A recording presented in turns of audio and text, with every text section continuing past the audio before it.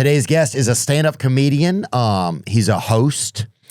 He's a fixture in the world of comedy. He's a leader. This guy's a leader in the world of comedy and clean comedy. He's one of one, I would say. That's for sure. He has a new film that's coming out in theaters this weekend called The Breadwinner. That's Friday, May 29th. You can go check it out. He's building an amusement park, like a real one for amusement, right here in Nashville, Tennessee. I'm thankful to spend time with today's guest, Mr. Nate Bargatze.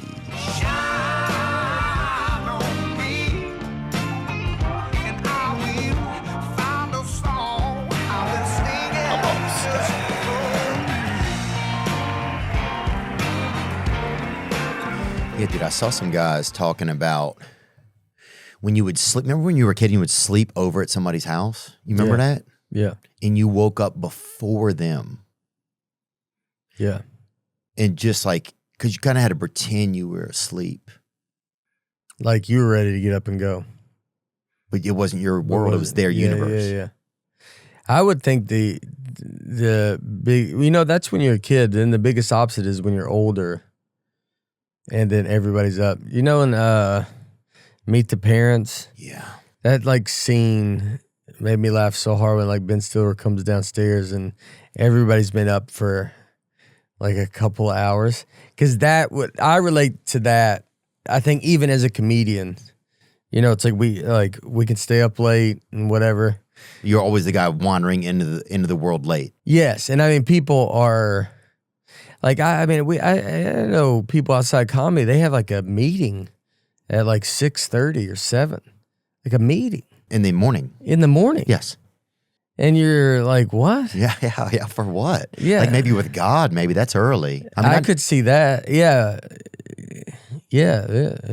Or an actual meeting with the sun. Like if you got an email from the sun, it's like, hey, we're going to need you there. Yeah. Like the literal sun. Yes. If he was like, hey, I'm here. Yeah, either sun. The sun shows up early, though. Yeah. The sun shows up early. Yeah. And he's like, I've been here. And you go, no, I kind of saw you. I just was like, give me a second. Yeah. Just let me get my bearings a little bit.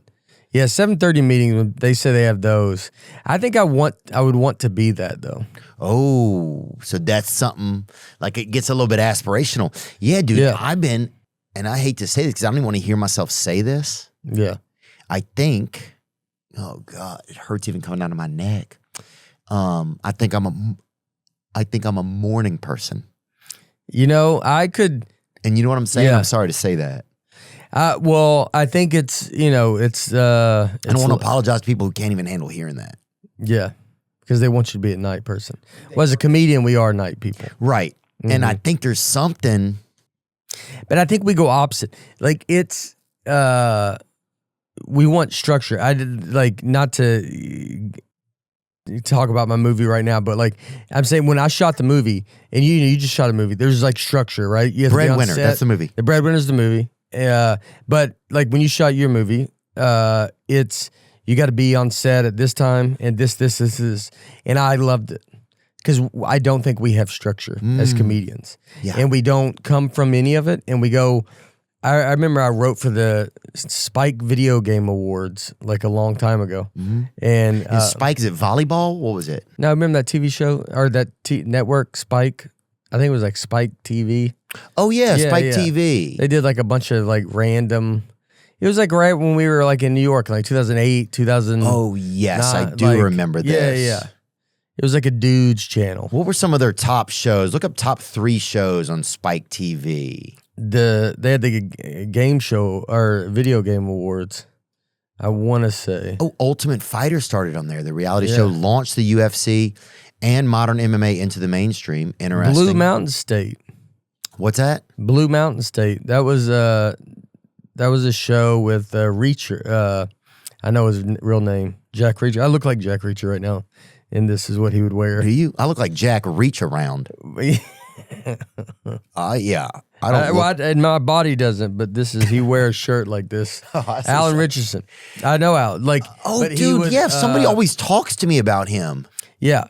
So he started out in Blue Mountain State, which is on Spike TV. Wow. And then, Spike TV was like A little bit ahead of its time. Like it's almost a channel that Bar Rescue. Some pretty good stuff, man. Bar Rescue, 1,000 Ways to Die. No thing. I'll take one way. Yeah, but you would want to know the other. I don't need to know 1,000. At 1,000, you'll stay alive forever just looking through all of them. That is, but that's maybe that's a reverse psychology. Maybe that's the plan. Yeah, you get to. I mean, because it's going to be a spider bite. It's going to be you step on a nail and an artery. I don't know if you have arteries. Yeah, if you fall off a building and land, like one of your arteries lands on like a little nail or something. Yeah, there's a lot of Anyway, there's a lot of ways. Bar Rescue. Okay, Spike TV. Anyway, go on. Sorry I interrupted you, but I just forgot about Spike TV. Yeah, it was a good channel, especially like a hidden age demographic. You know, this is on, dude. Entourage. I was just talking about Entourage. Entourage was on during this time. Like, so it was. Oh, on television, not the same channel. Yeah. I didn't know that Alan Richardson, even just to think that that's like that Blue Mountain State was there, that the UFC kind of like sort of became mainstream by going on a Spike TV and getting like eyeballs Spike that TV way. was like, we'll take whatever you got. I didn't understand that. Look up once more. Spike TV was this Mountain Dew can. It was what? Everything it represents. Oh yeah, Americana. It's just American. American Dew was Spike TV. Yeah, 1,000 Ways to Die. UFC. Yeah, just shotgunning Mountain Dew. Blue Mountain State. Yeah, it was all of it. Man. What were you talking about? So we were talking about Spike TV. You went into Spike TV. Like having structure with a movie. Oh, with a movie you gotta. Yeah, like I'm not a person that has any structure. Oh yeah, and comedians aren't in general. No. So when you're on set, you were saying like, yeah, you get this other. Oh, it's great. And they tell you to, even comedians I noticed, they told, and I don't know if they did this on Breadwinner, but they told me, I lied to myself, but that to be like, they would set the call time 45 minutes. Really, it was later because they knew I was going to be a little bit late. Oh, yeah. I don't know if I think that people have done that to me. Yeah. Yep. They get you there. But I would show up. Like, I've been late to stuff. It depends on what it is. If it's something that I know I should get to, I'll get to. But if it's not, you can. Sometimes it's like, it's just there's a lot of stuff. I think it's hard being your own when you're your own boss. Yeah, you can get lost a little bit, and you can get you want to sometimes look for someone to go no or yes. And then you realize there is no one to say no or yes. Yeah, it's just you. Yeah, it's just you. Yeah, I realize that I work for myself, and I'm not the best employee. I realize. That makes sense. Like you don't live up to maybe what you're doing, but but if someone sees what you're doing, they're like, you're doing everything, right? So then they're like, you're doing great, and you're just going to beat up yourself. Because you think like I should be doing more. I mean, I think about it like that. I should be. Oh yeah, when you're working for yourself, I should get structure. I have no structure. Yeah, athletes have structure. They have like to get routines. Yeah. There's no like comedy. There's not like a bell that goes off early in the morning where it's like comedians grab your pens and start your writing. And we, like you said, if you're a morning person, you think that goes against everything that you're supposed to be because your shows are at night. And when you come up, you're out very late. But then the longer you're in it, you kind of like want to just get up earlier and have a routine. Yeah. And then it's like, that's my fantasy, is just to have a routine. Oh, to adhere to an alarm clock? That's a fantasy of mine. Yeah. Not a lot of alarm clock. You don't set alarm clocks because it just doesn't. Dude, I would set my alarm clock and then hide my phone in between the mattresses on the other side of the bed that I slept on. Yeah. So like over there, and I would never even hear it. Because it's quiet, because it's under the mattress. Yeah, it's quiet. It didn't stand a chance. So I wanted structure, but I was just not willing to adhere to it. Yeah. Yes, I'm like, I work for myself and I'm the worst employee. I would go smoke behind the dumpsters like I was hiding from myself. Yeah. Like, what are we even doing? Yeah, I think you want someone to be in charge. Yes. I had an old joke. And unfortunately, it's you every time. That's the problem. You had an old show, what? I had an old joke where I said, it's like the thing with comedy is like if you wanted to quit comedy, there's no one to quit to. So you like can't call Seinfeld and be like, hey, I'm out. Like there's no one cares if you quit. No one. Yeah. There's no one to say you quit to. And then if you get to a point where you have this giant audience and you quit, then you feel like you can't just quit. No. Because then everybody's like, where you at? Yeah. So even if you wanted to quit, you're like, I don't know. You got to, what do you do? Make a video? And then everybody's like, why you quit? And you're like, now you're quitting to millions of people. Yeah. And you're like, nah, I just wanted to kind of slowly fade. Yeah. Daniel Day-Lewis, I always think, is an act, like, you don't know anything about that guy. You know, he comes out for, you know, just to basically win an Oscar, and then he goes back to whatever he does. And that guy, I don't know what he does. Yeah, I don't know what he does either. Daniel Day-Lewis. Yeah. I mean, he has Day in his name. That's so. Probably gets up early. For sure, if he's putting that in there. Yeah. But yeah, no idea. Comes out, gets his thing. Boy in the left foot, red foot. Phantom. My left foot. My left foot, dude. No, I haven't seen it, but it's pretty good. Have you? It's older. Yeah, I've seen it. Really? It's Is about it anything to do with his feet? Yeah. Oh, really? It does. Bring it up. Let's just find out what was it. My left foot. Hold on, let me take a gander at what I thought it was really quick. It was a man. I think there was like a train accident. It takes place like in the South. He gets one of his feet hit by a train, and then he has to operate and fall in love, I guess, with just only his other foot. He has to fall in love with someone else with only his other foot to be able to like hand them a flower. So his left foot is like, it's necessary. It's a big deal. Yes. Let's see it. No one expects much from Christy Brown, Daniel Day-Lewis, a boy with cerebral palsy born into a working class Irish family. Okay. No train. Little different. That's a train. With the help of his steely mother and no shortage of grit and determination, Christy overcomes his infirmity to become a painter, poet, and author. Oh, is it like a true story?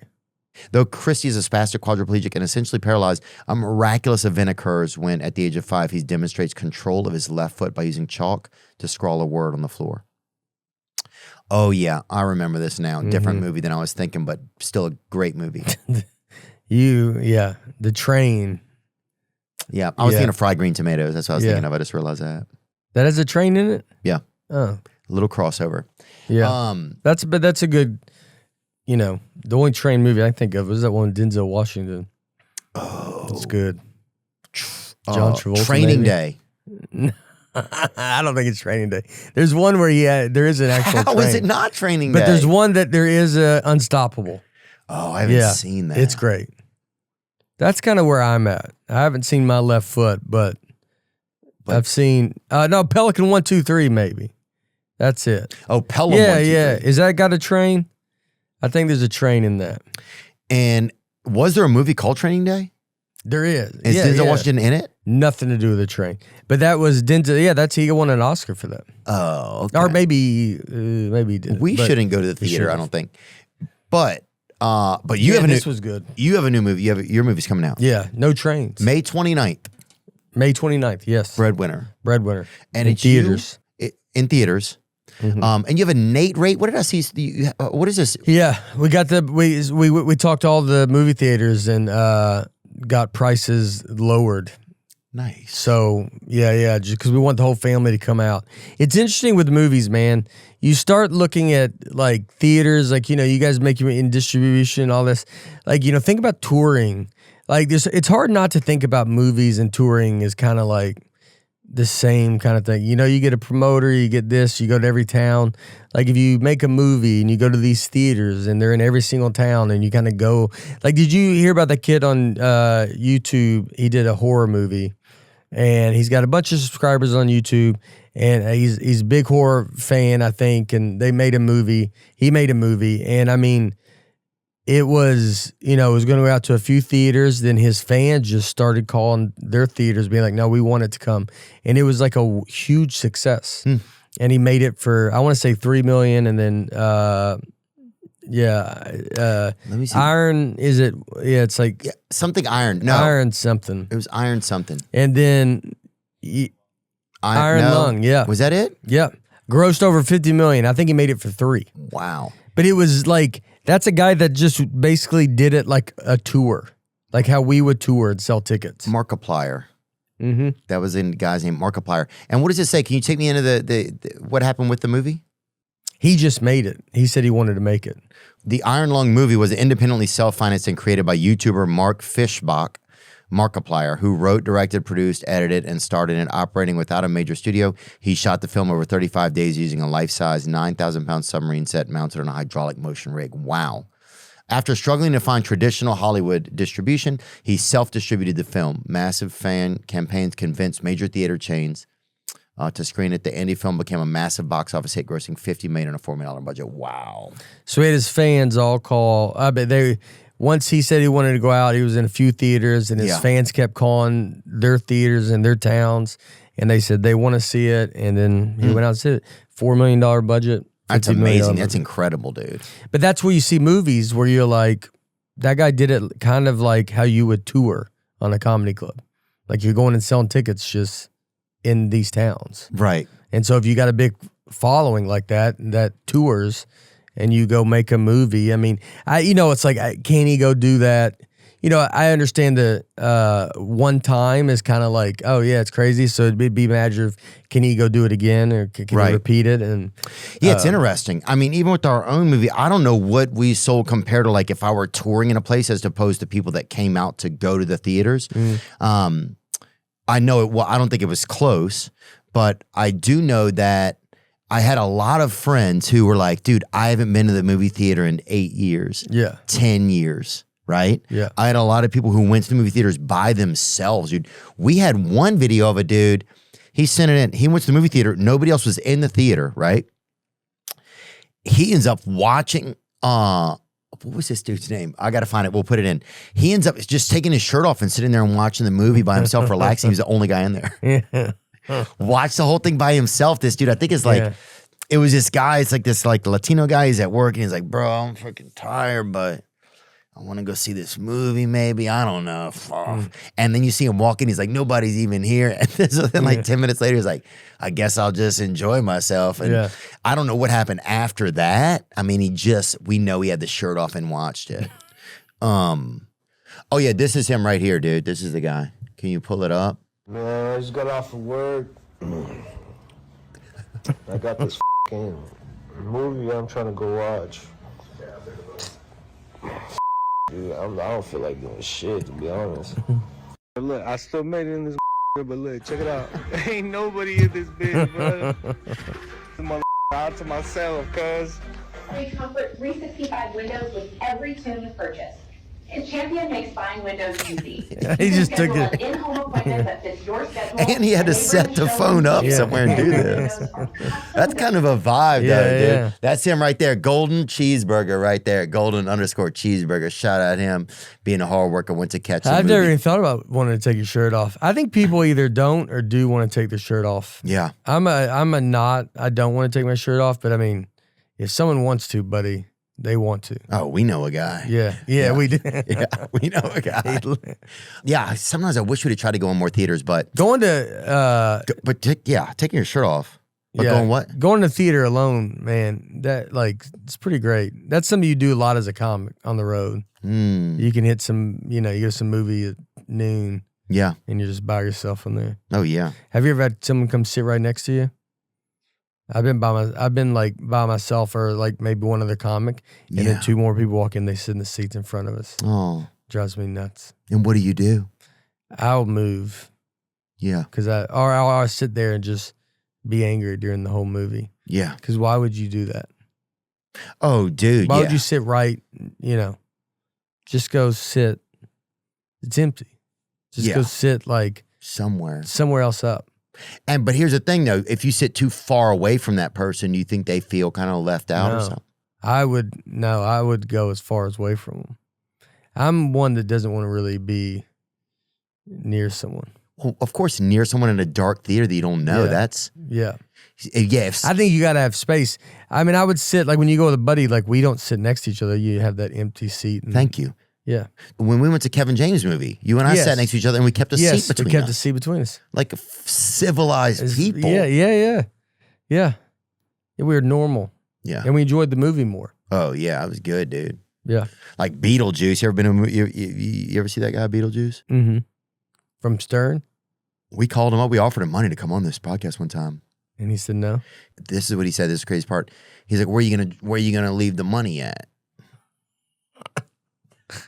And I couldn't And he And just from there, it was like, oh, it's downhill. yeah, It was so hard. He's like, yeah, where are you going to put the money at? yeah, And I was like, oh. And I couldn't explain to him, like at the bank or whatever. yeah. We're gonna send you a check. Yeah, unreal. Yeah, wire, anything. You know, America's 250th birthday is coming up. Whew, that's going to be a big cake. And who's even going to blow out the candles, I wonder? Probably maybe Thomas Jefferson will come down from the clouds and huff and puff a few out. Maybe Betsy Ross or Frederick Douglass. I don't know, somebody. Somebody from history, somebody that's regal and admired. Is going to come on down and just huff and puff them cake candles out. Happy 250th, America. And an iconic summer like this deserves an iconic drink.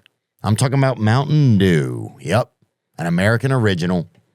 From their beginnings in the foothills of Tennessee, yeah, that's where they started, to the biggest 4th of July yet, the refreshing citrus kick of Mountain Dew is the perfect companion to your American summer adventures. USA, baby. And you know, I get that taste of Mountain Dew in me and it just makes my ankles start talking to each other. God, I love it. Enjoy the refreshing kick of Mountain Dew, an American original. Tasting great since 1948, yep. That's when it began. Look for American Dew limited time packaging or find it in stores near you at mountaindew.com. That's mountaindew.com. You know, in the past, I've been hesitant to invest. You know, if I got me a little bit of money, I like to keep it. I hide it. I hide it in the yard. That's who I am.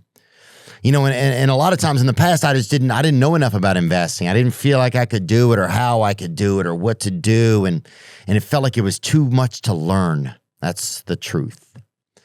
So many of us focus on where our money is today. Acorns is the financial wellness app that cares about where your money is going tomorrow. Acorns is a smart way to give your money a chance to grow. If I could go back in time, that's one thing I would do. I'd plant that money early. With Acorns, it's easy. You can sign up in minutes and you can start automatically investing your spare money. Even if all you got is spare change, that's it. Sign up now and join the over 14 million all-time customers who have already saved and invested over $27 billion with Acorns. Plus, Acorns will boost your new account with a $20 bonus investment. Offer available at acorns.com/Theo. That's acorns.com/Theo to get your $20 bonus investment today. Paid non-client endorsement. Compensation provides incentive to positively promote Acorns. Tier 2 compensation provided. Potential subject to various factors such as customers' accounts, age, and investment settings. Does not include Acorns fees. Results do not predict or represent the performance of any Acorns portfolio. Investment results will vary. Investing involves risk. Acorns Advisors LLC, an SEC registered investment advisor. View important disclosures at acorns.com/Theo. But yeah, I think it's different getting people to go to theaters. It's kind of a throwback. Yeah, but I think you're heading more towards that kind of stuff with experience. I mean, you're seeing people you're seeing a lot of things, Netflix House. You're seeing a lot of things where they want to experience. And Netflix House, you're saying? What does that mean? Yeah, Netflix is doing they're starting to build these Netflix houses. Which are like movie theaters. No, it's like they would have John Wick, and they would have like I went to one. Like, there you go. Like, so it's like all your favorite Netflix shows and you get to interact with it in some way. Oh, but you can also watch the shows in the place? No, I don't. You're not watching them. You're just like a Squid Game. They have like a Squid Game thing you can go through. Oh. And then, so you go in and you just spend the night or day and you just get to interact with your favorite show, Stranger Things. You get to go through a Stranger Things set or play a little game and this kind of thing, I believe live experiences are going to go. That's where it's at. That's why I think stand-up comics are in a terrific spot, because you can't AI a live performance, right? And you can do hologram and that kind of stuff, but. Well, yeah, we're the only place. I mean, what else even outside of stand-up comedy? Where else are people even outside of like pastors at churches? I'm trying to think, or reverends, or that's true, preachers, or rabbis, but who, like, outside of those people, you have musicians, but you kind of know what you're getting because it's like their songs. Yeah. But I'm trying to think of where else is there. Like, well, I guess. But then you don't know what's influenced with what. So like even if they're songs or if they're singing or whatever it is, I mean, I would think, some folk music like that. You're going to have stuff like that where you're like straight up, there's nothing added into it and there's nothing, or it's going to be a very big spectacle show. You're going to have to go either super big or you're going to have to be, I think, like stand up where it's just you, me, we're talking to a crowd and there's nothing in the middle. Right. Well, yeah, that's what I'm saying is like there's not a place where you go to get a pure voice anymore. There's not that, what I'm saying? Like that's not refined or it's not overly produced. It's the most authentic. That's why, I hope young entertainers, I hope stand-up comics that are getting into it, get into it and they get in there and create an act. And because you're going to be the only place, essentially where you could maybe be actually hearing a real person. Preacher is a good example too. Like it's where you're going to, have straight on, like, I want to see the person, because there's so much stuff people don't trust. So you're like, I just want to see the person. I want to see the person talking. Yeah. I want to. Well, I want the truth. I want humanity. Like that, I could touch that person. Right. And I want what they really believe, I feel like. Yeah. Like with humor, I think at the base of a lot of our humor, I think a lot of it, sometimes you're joking around, but some of your true laurels are in there. Like these are some of my, we all have a backbone of stuff that's in there. Yeah. Who you are. Like, I think unless you're like a one-liner guy or something. Right. Like And that's hard to really know. But who you are is going to be kind of, somewhat in there. Yeah. Because it's hard to get like a true, like, okay, what does this person think? And are they just speaking directly to me without a lot of influence? It's like pastors, comedians. I'm not putting us in some special space or anything. I'm just saying, here you go. Yeah. Teachers or professors, but look, it's. But teachers, some of that stuff is kind of like they have to follow a curriculum. Yeah. Dude, when somebody's tickling you, that's when you have to tell the truth. Think about that. A tickler? Not the tickler's a creep or whatever. Yeah. But the person, if you're being tickled, you ever try to lie to somebody while they're tickling you? It's impossible. Impossible. Yeah. Maybe I'll be up there. It's impossible. That's why when I see all this waterboarding and torture or whatever and all this horrible stuff they're doing to people, sometimes I'm like, dude. Tickle. Get in there. Unleash them. Get under their arm. I don't know. Unleash them crawdads on somebody and you'll get it. Grab their thigh right there.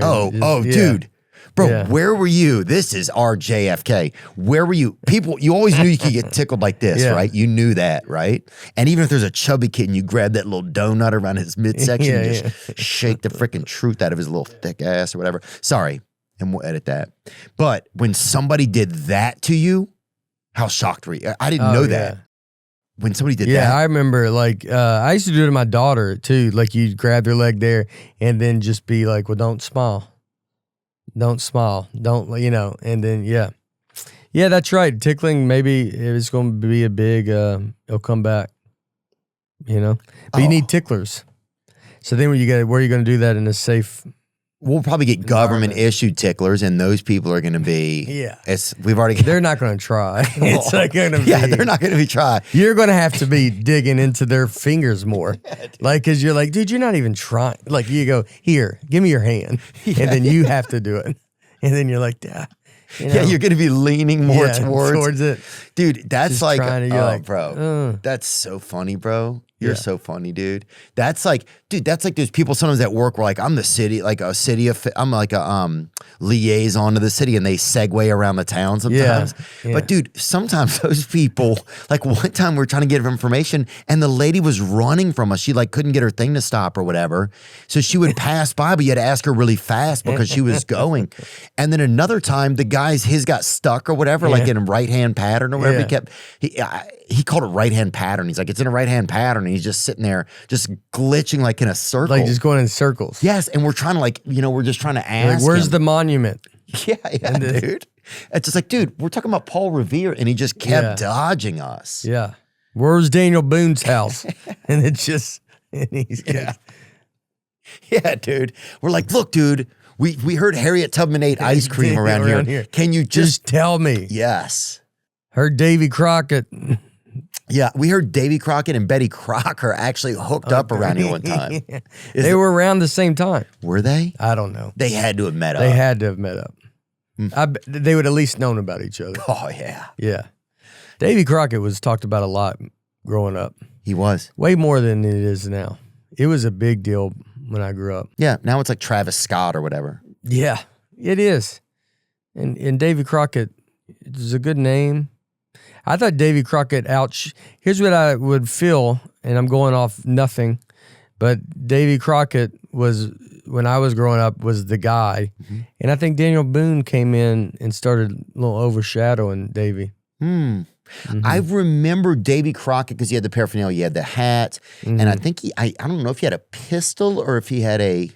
yeah, I feel like he had a gun, like one of those old school guns. Like a 6-shooter or something? Yeah. No, like a rifle, but like... Yes, that's it. Bring him up. Let's get a gander at him because, who even knows?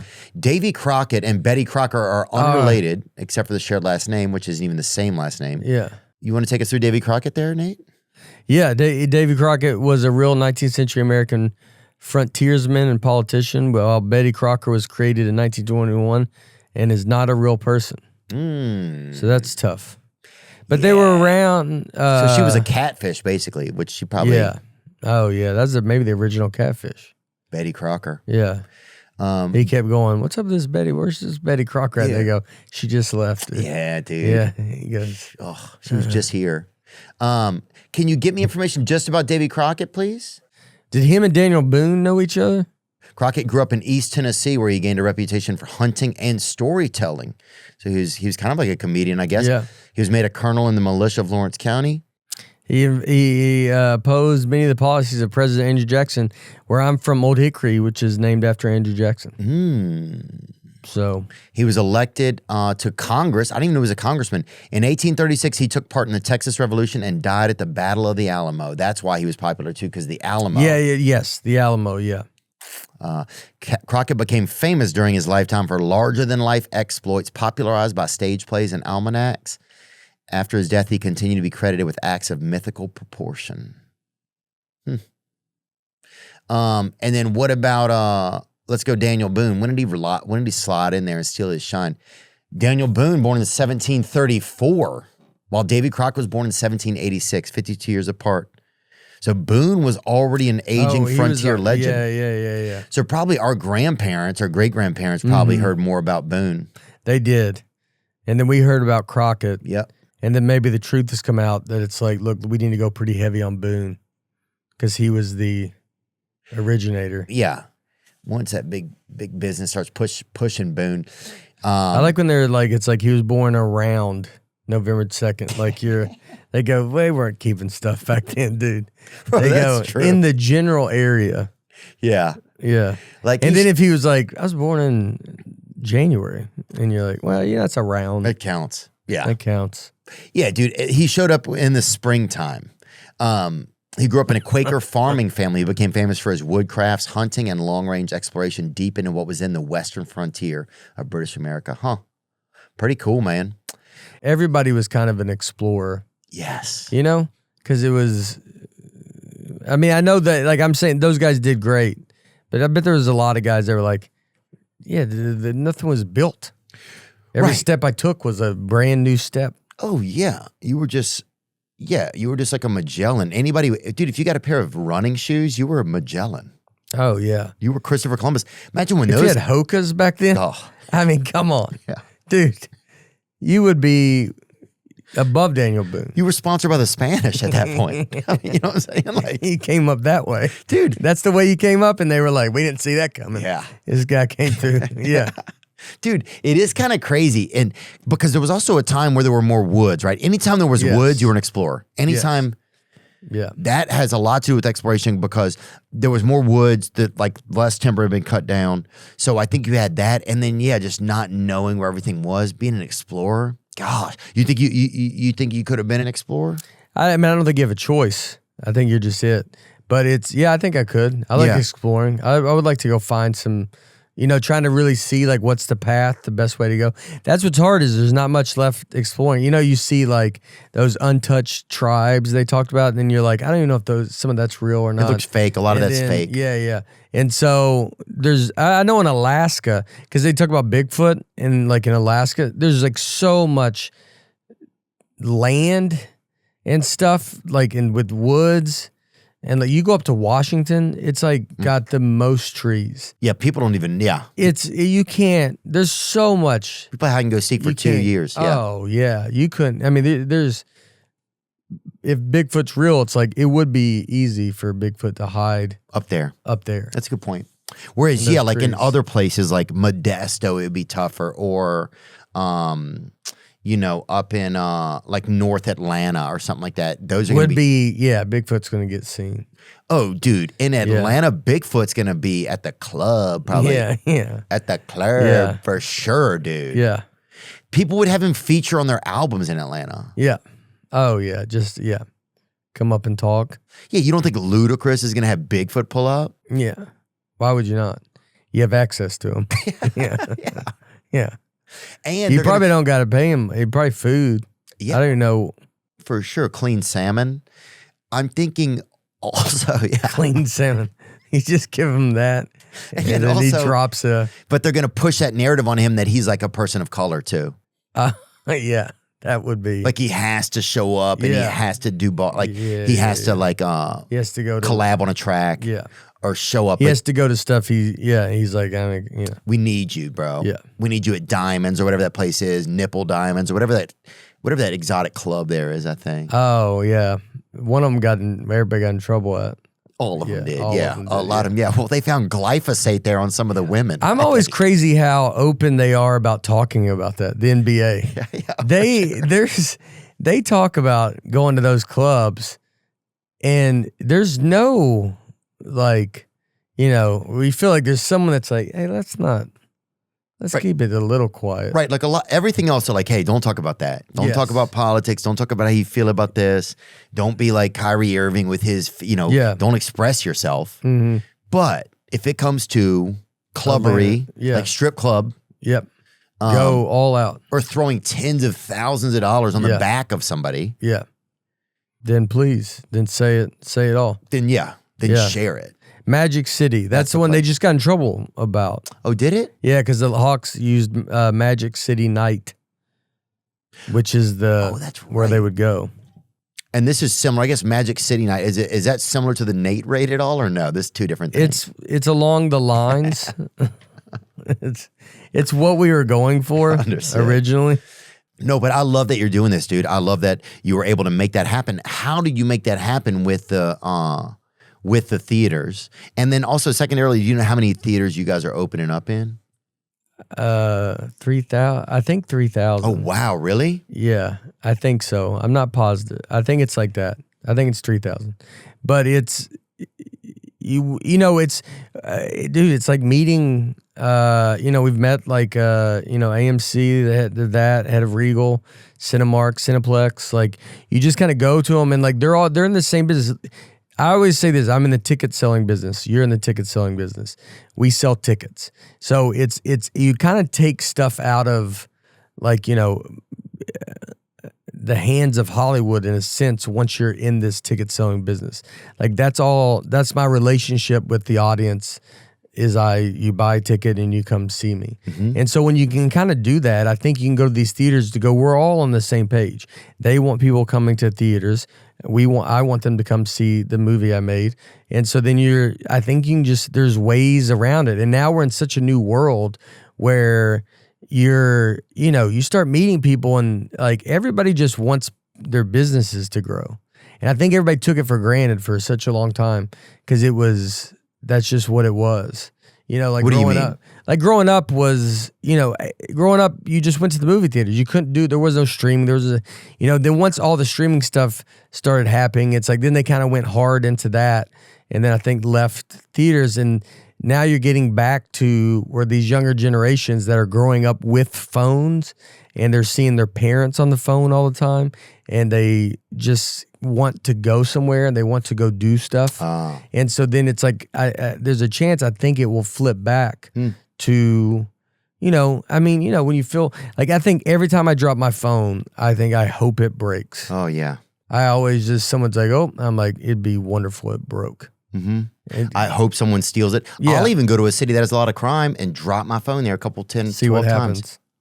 Be like, See what happens. And I'll even make that sound like, And be let down. Yes. And be like, oh. That I thought this city had crime and I was wrong. Yeah. I'll even do that when I drop it. Point at it. Yeah. But yeah, dude. Leave it way out of your pocket, back pocket. Oh, when my phone goes off, dude, sometimes I used to wet the bed and I would be like an adult, which was the saddest part of it. But after that, there was times where I was like supposed to like get up in the morning or whatever, and then I would urinate all over my phone and it would short out. And it would be like the best morning. But yeah, especially after something so sad happening as an adult. Oh, but then you get past that. But then your phone doesn't work and you're like, man, what a day. Yeah. I leave my phone like on the road. But I'll have like you have an Apple Watch. You have an Apple Watch? Cellular. Like you have an Apple Watch, you can have Apple Watch with cellular. Yes. So you can leave your phone. And then it's like one of those like, all right, if someone needed to call me, it's like you can throw AirPods in or you can be like, hey, I got to call you back, or a text message or whatever.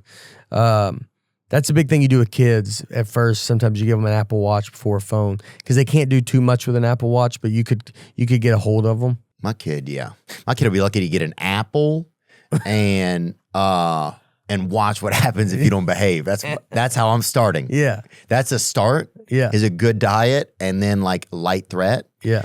And then we'll go from there to see what else they get if they are well behaved. Mm-hmm. But Oliver Anthony just did something. Can you bring that up? What he was trying to do with ticketing? And congrats, man, on your movie. Yeah, ours we only got 500 theaters. I wish we'd have gone bigger, and I wish we'd have gone to more rural theaters. I think we tried to do like too much just city stuff. Yeah. But anyway, I mean, like movies go back and forth too. Like streaming is. I kind of think of streaming sometimes as like it's like Blockbuster in a sense. Mm-hmm. It's like where your stuff can go live and people can go watch that forever. Right. I mean, Bert's movie, it's like he went to theaters and then he went crazy and it destroyed it on Netflix. Well, I think, and also, man, sorry I kind of made that about me there in our movie for a second. I want to apologize about that. No, I'll talk about your movie. No, congratulations. So it's going to be opening May 29th. That's this Friday. Yeah. And it's in theaters. It's going to be in 3,000 theaters, which means almost everywhere. Yeah. That's a lot of places. Mm-hmm. Yeah, that's wonderful, dude. It's exciting. Also, just there's a chance it's 4 theaters. If for some reason it's not 3,000, I think it's 3,000, but it would be funny if the chance is 4,000, you mean? No, I think 4,000 is the max. I think we're at 3. I'm just saying, if we go back and, it's in 100 theaters, and they go, it could be that too. So. Got it. What was Oliver saying? Yeah, I just saw this the other day. Can you just play a little bit of it? I could really use your suggestions and your advice. I am looking for venues to play. I've started booking my own shows again. So in April, we did those Virginias where I just rented the room outright and I sold my own tickets through this West Virginia ticket company, and it was sweet. It was like it bypassed the whole system, and it actually worked, and it went over pretty well. And so I just announced again for the June 1st through the 3rd, I'm doing Charlotte, Greenville, and Raleigh the exact same way. But I'm just going on Google and trying to find venues, and so I have no idea what's good and bad. But if you have places that you like going to see music that can hold at least... Okay, got it. So he was trying, I guess, some ticketing. I guess ticketing maybe through the exact venues. I think because that's a big thing for people. And Oliver's always been like a pioneer of like trying to figure out, how do you take away from, some of these big groups like Ticketmaster and Live Nation, just that have these conglomerates, it's a lot. Yeah. I mean, those Ticketmaster fees are crazy. They're crazy. Here's the, they're crazy. They're insane. I agree. But here's the thing with like how much work that was for him to do 4 or 5 shows. Right. That's a lot of work. Mm-hmm. So it's like you got to get for him to, if you want to go do it this way, you're going to need to build a system. Right. And so you're going to have people that are going to be able to help you to go do that. You can go do that, but you have to build a system. Right. Or otherwise you're not going to be able to tour like the way you want to. If everybody wants to go see him, he's wonderful and all this, and it's it's a lot. It's a lot of work. Remember Louis tried might to still do it. He did it. Louis did it for a while. He did it a long time ago. You buy tickets through his website and stuff like that. There's many ways that you can go try to do it. And a hard part of this too is that some people are like, I'll just let me go to Ticketmaster, dude. Yeah. I don't, it's or StubHub or whatever they're going to go do. And you're fighting that too. So it's not like we all want to. I always thought of it like this. You're right. I never thought about that part of it. Yeah. Some people sometimes are okay you're with like, it. dude, I don't, what do you want? Like, if I really look at it all, even though it's like I believe in the thing that you're doing, it's just so much work, and you got to get the word out, and people have to find you and see you, and all this. I don't know where he wants to be career wise, or does he want to be the most biggest star in the world? I don't feel like he does. I feel like he loves where he's at, and I think he just loves having that relationship with the people, with the audience, with the people, which is amazing. And so it's like you should do that. But then there's a mix. You remember doing like comedy clubs when you'd go try to do a rock. Like for me, I would go try to do a rock venue instead of a comedy club. And then you go to the people that would come out to me, they don't know where this rock venue's at. So they've never heard of this rock venue. They just know where the comedy club is. Right, now you're doing and then it now like you're under 100 people show up and under a bench somewhere. Yeah. Okay. Yeah. Oh, you just got word. It's 3,300 theaters there. So, I think so. But yeah, they charge all this stuff. Ticketmaster does all this stuff. It's one of those. It's a mafia. Yeah, but but the audience, yes, it's frustrating. We're all frustrated by it, but then it's also like people are busy. You gotta. How many people can you get that are going to go follow you everywhere? I agree. When you make it like, and sometimes when you give stuff, you ever notice when I waited tables, and so I used to always think Applebee's right over here, Did you Thompson. really? Yeah, that's where me and my wife met. I pray for all those people over there. You met your wife at Applebee's, Thompson Lane. So oh my not God, that I don't know where Thompson Lane is, but do you remember what day it was, or was it a holiday? It's the day Daniel Boone was born, a roundabout November 2nd. Yeah. In the spring. Yeah. So, and you met her there, and how'd you meet her? Was she working there? She was a waitress, and I was the host. You were a male host? A male host. And you've been a host anyway. You hosted your whole life. Yeah, I've been a host my whole life. And so, but I was, male host. Heck yeah. Shout out to all the... I was easy, when you came in, I was an easy, like, hey, wasn't aggressive. No. Yeah. Yeah, like, hey. Yeah. Hey. What do you want to do? Where you want to go? You could talk me into where you want to sit. Easily, huh? Easily. Can we sit over by the window? Yeah. Whatever. That section's wide open. Can I go over there? Of course. We can walk over there. Yeah. Dude, sometimes you go in one of the sections that was closed off, and they had all the baby seats parked over there. Mm-hmm. That always made me nervous. I thought something had happened to all the babies. Yeah, that's where they're like, what's wrong with this restaurant? There you go. We've had some baby problems here. Yeah, that's what I thought. Yeah, and that's where were they upside down?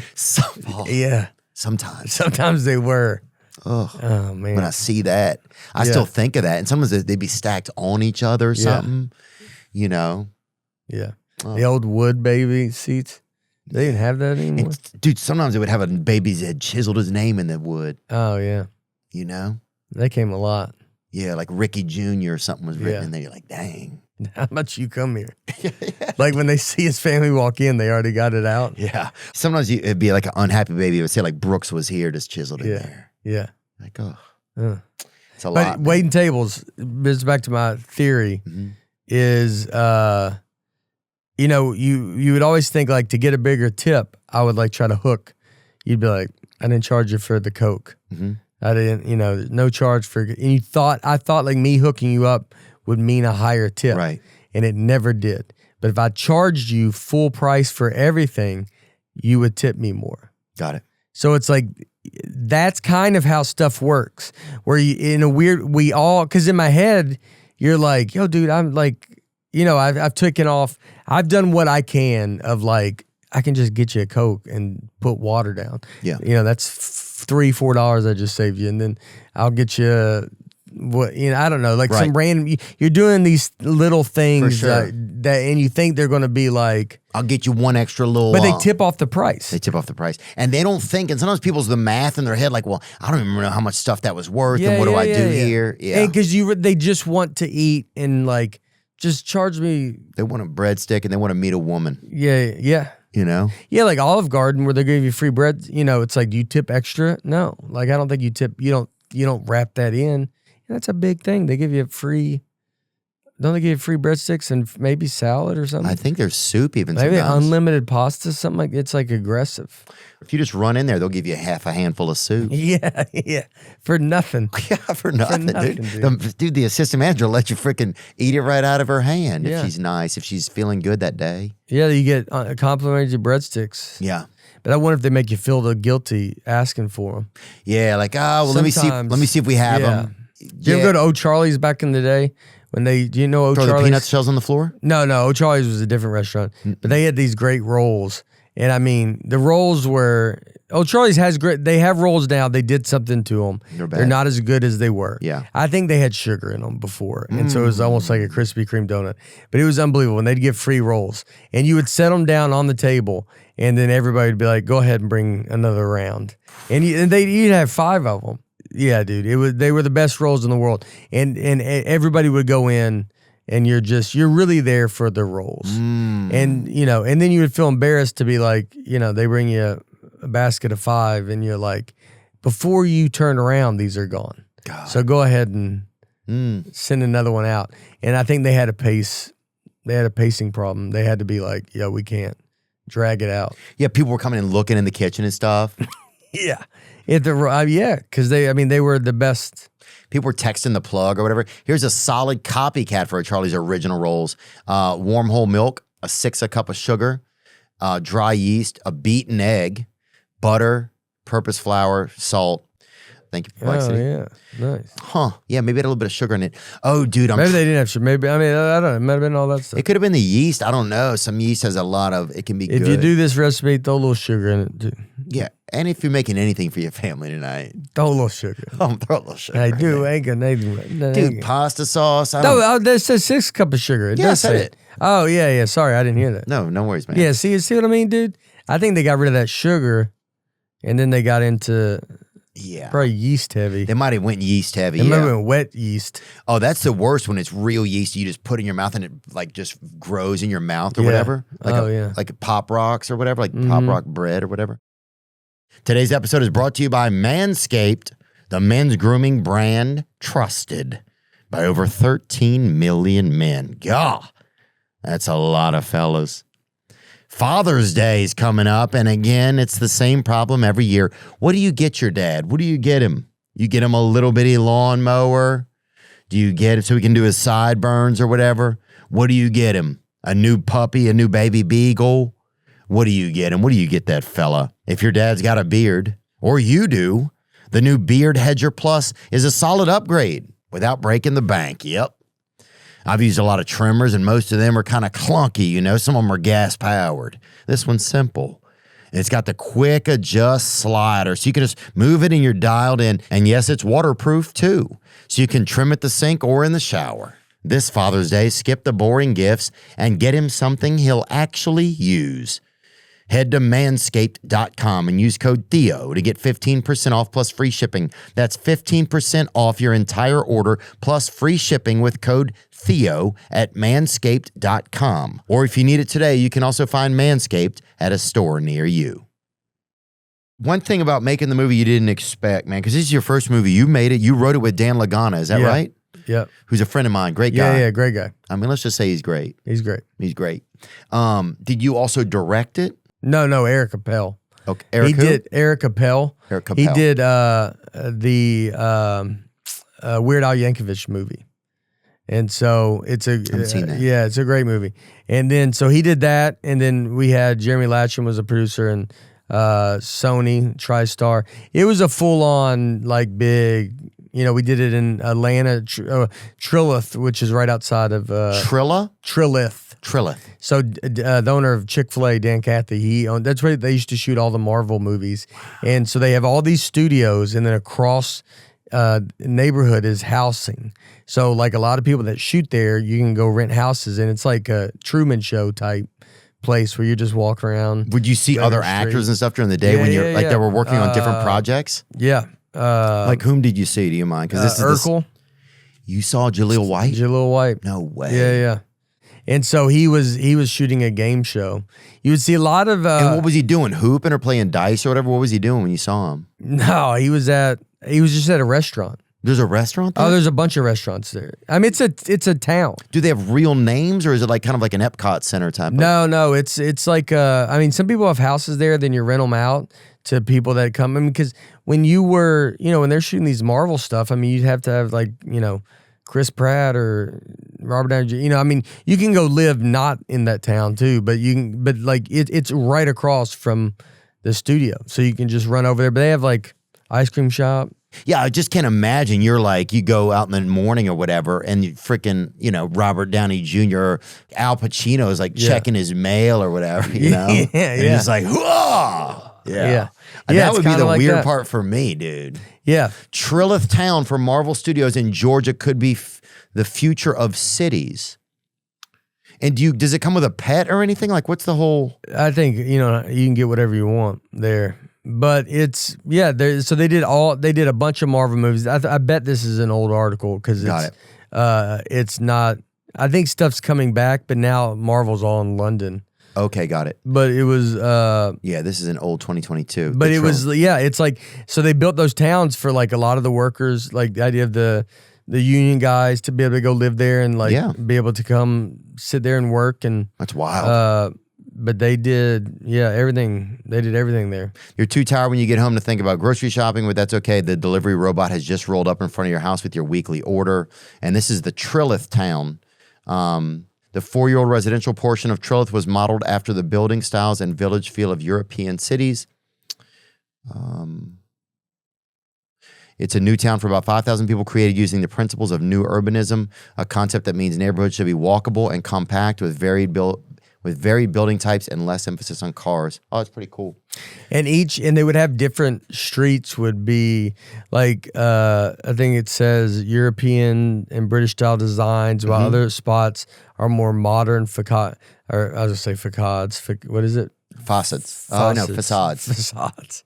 Facades. And so you could go shoot actually on that street. So if you had like shoot a British style movie, you could shoot it on your neighborhood. You could do it in the neighborhood and be like, well, these houses look like they're British, and these look more modern and stuff like that. Wow! And you can rent it out. And this is on Perplexity AI. Thank you, Perplexity. According to the article, the town's amenities are geared toward a walkable, self-contained lifestyle, retail, restaurants, a boutique hotel, co-working space, performing arts center, wellness center, and an innovative micro school. It also has lots of green space, communal parks, and geothermal smart home design features. Wow. Yeah, it's a great idea in the fact that if you were trying to, which they did, so you're creating this studio and the thing is like it was, the taxes is like now everything went to London, like they're all in London now because they're making those movies and they're so expensive. So it's like they shoot a lot of stuff over there now. They want to shoot everything there. There was that Rob Lowe talked about that thing where it's like for his game show, it was easier to shoot in Ireland and fly the American audience out to Ireland than it was cheaper than film in LA. That's crazy, man. Which I think it's now that LA's like doing something but it got to that point where it was like, yeah, will you not? Which this movie was like in Atlanta, and I think we would have shot it in Canada or something, but I was fortunately able to be like, well, I just wouldn't make a movie. I was like, I'm not. We're just too far away. Well, it's like, yeah, man, I'm touring, and you're able to.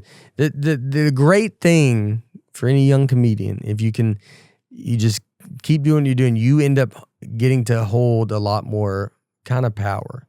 Like, not, you know what I mean? Because you're like, I'm touring. I have a thing. I can do this. So when you go make something, it's not that you have like full control, blah, blah, whatever. But it's like you can say no. Yes. Get the power of no. Yeah. So you can be like, it's like, we got to go make this movie in Canada because it's cheaper. Then it's like, then I'll just either try to make it on my own or I'll figure it out or find something else. Or I'm touring. So you're like, whatever. Yeah. And then it's like, there comes a balance where you can start. I got a game show. We shoot it here in Nashville. They wouldn't shoot it in Nashville. Did you try to shoot the film in Nashville? I tried, but this one it was moving so quick that it's like we could have probably, but then we needed to get it made. And they have everything. More infrastructure there for making stuff. The thing about Tennessee is we don't have you need the like an A and B team of workers. So like if you're shooting movies, you need like the union guys, the guys that make the ones that make the movies. Mm-hmm. Like you need them working on one, then another team is working on or the second movie, and you're kind of able to flip flop. The second movie or different scenes? Like a different movie or whatever. No, I mean a whole different movie. You got to have multiple production crews. Oh, When their height of that trilith, I mean, I think they were using 12 to 20 studios filming a lot of things. Oh, I see what you're saying. So they would have like, as long as you got to have a lot of crew in town. Right. We do not have that. We have crew here. We don't have enough to handle high demand of movies. Got it. Like, you got like they're doing that Rescue 911, Nashville 911 or whatever it is here. Well, that's a great crew that's there. But if you have them doing that, you don't have a crew that's just sitting that you could also go shoot Batman here. So you need... Right, we just don't have the infrastructure. We don't have the... I think we can. Right. I think we can get it. I think it takes time, and you got to show that there's... yeah, you got to take time. You got to show for that you're really committed in doing it. Right. Yeah. Things have to happen. There needs to be tax incentives, all that type of stuff. All of it. But Atlanta has a ton of that. Even for the example, that neighborhood, it's like they have a neighborhood built where people can stay across the street that are from the studios where they can all be right there. Georgia was a place that jumped on that really, really fast. But, then you see it now, a lot of stuff, even left, it still wasn't low enough. So then they still go out farther. But I mean, that's where you're in a movie business that's really reliant on these movies that cost $500 million to make or whatever. Yeah. And you're like, well, then you got to stop making movies. How much did you guys cost to make, you said? I think ours was like $38 million. Are you serious? Yeah. Yeah. It's a big studio. Wow. movie. I didn't realize all that, man. Congratulations. Yeah. I mean, that's fascinating. That's wild, dude. Yeah. I think it was something like that. Mandy Moore is also in it. She plays your wife. You have a couple of children in it. Yep. Yeah, the kids are great. Charlotte, Birdie, and Stella is the oldest. That's Birdie. But the kids are great, and it's a movie it's PG. It's the idea of this is, I want you to go take your whole family out to go to it. Amen. Take your mom, take your grandma. Like, it's I just love that. I love that when people can go out and they can all go together.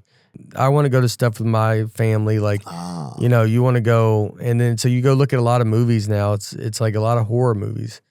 It's a good point. It's horror. Or it's like a Marvel movie or something, or it's animated. Like, there's no live action movies like this, I think, that are being made that are PG, and it's kind of the direction that I wanted to head in. Well, it's been a lot of your direction. It feels like, why is that? Like, overall, like, I get it 100%, right? Like, I get it, and it's been so successful for you, right? Like, I think you're like the top touring comedian last year, maybe, I think. And I don't mean to get that wrong, but, you attract you can attract all ages, right? Your comedy's kind of for everyone. It's for kids too, even. I don't write it for kids, but kids can come. The point is, like, your kids don't have to leave the room. Got it. Like, so if it's on, like, but it's when there's tons of kids at my show, not tons. But there's kids at the show, right? And you see them, but I watch them and I can tell, like, they're not, they don't, like, a kid's not gonna like, they don't get everything. They don't get. Yeah, they like some of the dumb, silly jokes, but if I'm talking about like marriage and stuff like that, they're not gonna be laughing at that but I know when they get in the car, they're gonna just talk about the whole night. Right. And I hear that from parents, like they're just like, oh, they just kept. But a kid doesn't know how to. It just kind of sits there and stares. But then afterwards, they just are excited. They haven't been to an adult event, and so this feels very adult, like you're watching. Because it is. You're making it for. My stuff is not. I'm not trying to make it like like it's just kid friendly. Like a kid can come in. You're just not cursing. You can get away with a lot more when you don't curse. Mm-hmm. Cursing is just kind of like that's just what I've found. But it's just what do you mean by that? You can get away with a lot more. I think you can say a lot of things and talk about a lot of stuff. And I think if you don't curse, it's I need to hear this. It's like the cursing is what I think.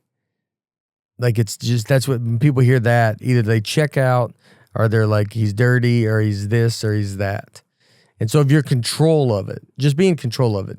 It's not saying you don't have to curse, but it's where is it and when is it? Yeah, where it's a lot of I think the younger comedians now it's they start on the internet, then they go to Netflix. Like no one's like there's no boundaries. Where like we did Live at Gotham, I think the same year, right around. And when you did that on Comedy Central, you couldn't say whatever you wanted to say. That's not a bad thing. That means you have to be creative in a scenario.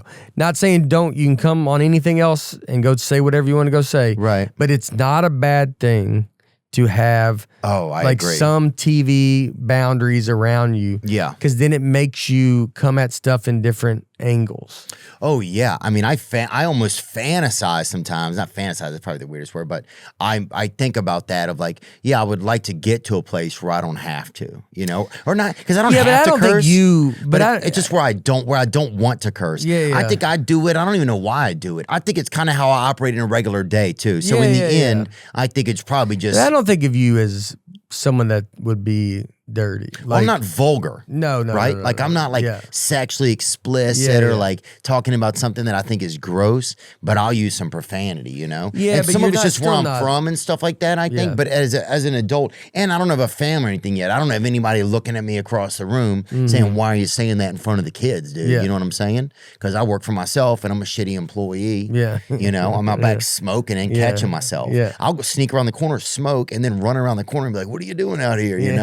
The deep fryer's freaking acting up, so, but no, do whatever you want to go do. But by the way, I don't think anybody thinks of you as a dirty comic. Yeah, thanks. Like I don't think and curse, do whatever you want. Yeah. Do whatever you want. But it is a challenge. I agree. I love the fact that it's a challenge to yourself.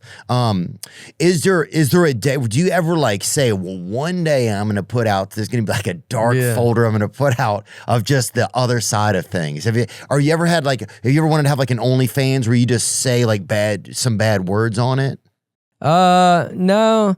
I just don't think I think I'm just past the point of where I would, look, I like whatever. Was it always like that? Yeah. I mean, we grew up, when I grew up, it was like cursing was, my parents became Christian when I was born, and I have a joke about it. They were the most Christian. And so like, growing up here, Southern Baptist, very strict rules. Like it's I think church is completely different now. Like a lot of it's non-denomination and all that, but then it was like, you didn't, I mean, cursing was looked at, and no one in my family, my parents did not curse. So I wasn't around. Yeah. That's awesome. Like, that. So I have not that I'm not perfect, but my strictness in my act was like, I was just never going to do it. Got it. And then when I started that way, it's like, it would be weird to go. And does it feel like I'm ostracizing you for not doing it? It doesn't feel like that, does it?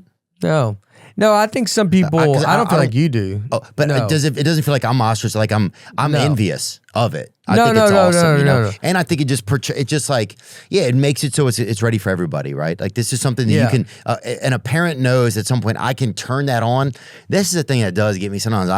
If a parent's with their kids, like, I don't know if I can turn Theo's podcast on because it's going to have profanity in it, or they might be talking about some stuff that's going to be a bit obtuse for kids. I think about that sometimes with serious radio, where it's like, you get into some stuff about sports, or you want to listen to some sports stuff, and then it's like some of it they're cursing, and you're like, I'm just trying to like hear the score of the game. UFC had like, we're both giant UFC fans, and the pay-per-view events I'm fine with, but like sometimes even if you have to listen to something about UFC, it can get like they can get cursing and all this stuff, and like not to. Sometimes you're like, I just wouldn't mind like if my daughter's in the car not really paying attention, and I would like to just hear some UFC stuff. Can we have a channel where it's like I just know you're not gonna That's very go fair. nuts. Yeah. Like, you know what I mean? Like, Yeah, because the only time she's going to look up, too, is if she hears a bad word, she's going to look up and she's going to look at you like, Dad, what are you listening to this and kind you're of like, stuff? you're like, I know, I'm just trying to listen to, like, you just want it to be like local radio. You're like, I'm just a Gaethje fan. What do you know? Yeah. Give me a chance here, He you goes, know? I'm a Colby. Look, Colby Covington. It's hard to keep him quiet. He's just the word. You couldn't listen to him. I mean, I have nothing against Colby. I don't. It's like if he says all the craziest things. Oh, yeah. Yeah. Well, a lot of those guys have to be their own advertiser. When you think about some of those guys, it's interesting because they just wanted to fight, but then they have to, some of them have to probably feel a pressure to become this other thing because you have to be their own PR company in a way. Yeah. And look, I don't feel bad. It's not the fighters. It's like just you wish. Oh, the commentators. The Yeah, they're talking about, you're right. Like, I mean, they do a good job though on UFC. Like, I don't like when Rogan and all of them, like, they don't curse. Oh, they're pretty clean on there. Yeah, I don't think they curse at all. Now, when they go interview them, but that's another thing. That's the fighter. They're in the moment. It's going to be hard not to let loose, and some of that's part of what it is. But it's I do think UFC does a great job with like when it's Daniel Cormier and Rogan, and like they do not curse. With John Anik, those three are the greatest group that's ever done it. And they also, when they have Bisping, Paul Felder, even when those guys aren't doing it, Poirier's on there now, Chris Weidman, Cormier. I mean, but those guys are all Poirier's so good. been great. Yeah, dude, he's been great, dude. He's like, I just love, like, I love seeing those guys get to be not just fighters and get to share their personalities. Yeah. I got to ask you about, I feel like such a freaking reporter now. Got to ask, dude, so tell me about Nate Land. It's real. Park. It's real. The theme park is real. Yeah. Okay. Yeah. Where are we at with it? Like, what's going on? We're about to get into some investing. Okay. So we're about to start that kind of process.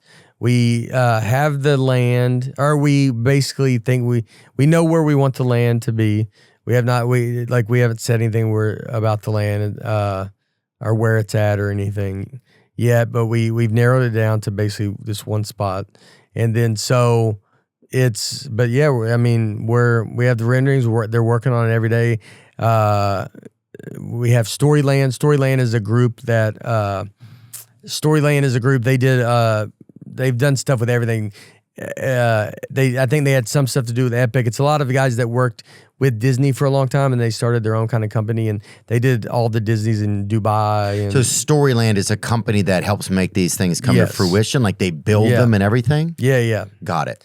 And so they make it, they help you design, all that designing, all that rendering, all that, getting that of the idea of what we're trying to do. And is this a real render? Have you seen this before? Yeah. Okay. And what is on this render? Can you zoom in on that photo for me some? It's gonna be, so like it says Nateland in the front, like, so that front area right past the Nateland is gonna be like a retro mall.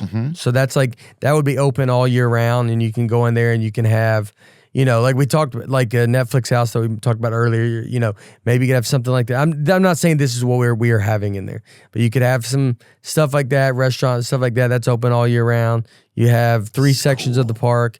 You have a section to the left, which is roller coasters? Yeah. Oh, it's crazy, dude. I just went to I was in Hershey, Pennsylvania. You went to the Hershey Park. Kennywood?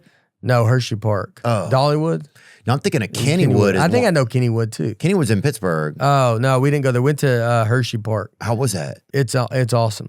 And so we rode some roller coasters, which were it was kind of roller coaster shopping, which was crazy. Because you're like, meh.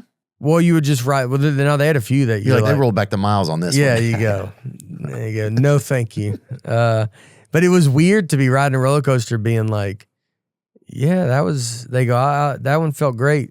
And then you're like, you're kind of like, wow. yeah, let's do that one. Dude, that's wild. And who did you go with? Was it just a family trip? Or you guys no, went no, as a group? I was on the road. I was there. I did shows there. And so we had one guy from Storyland who came up, and he kind of just walked me through and said, for this one roller coaster we're doing, the roller coaster we're about to ride is very similar to the one that we're looking at. The same people made this roller coaster. So you're kind of riding the roller coaster knowing that company is who would make that roller coaster, or this is another one. So you're really riding some stuff and getting being like, all right, what's this one kind of feel like? What's this one do?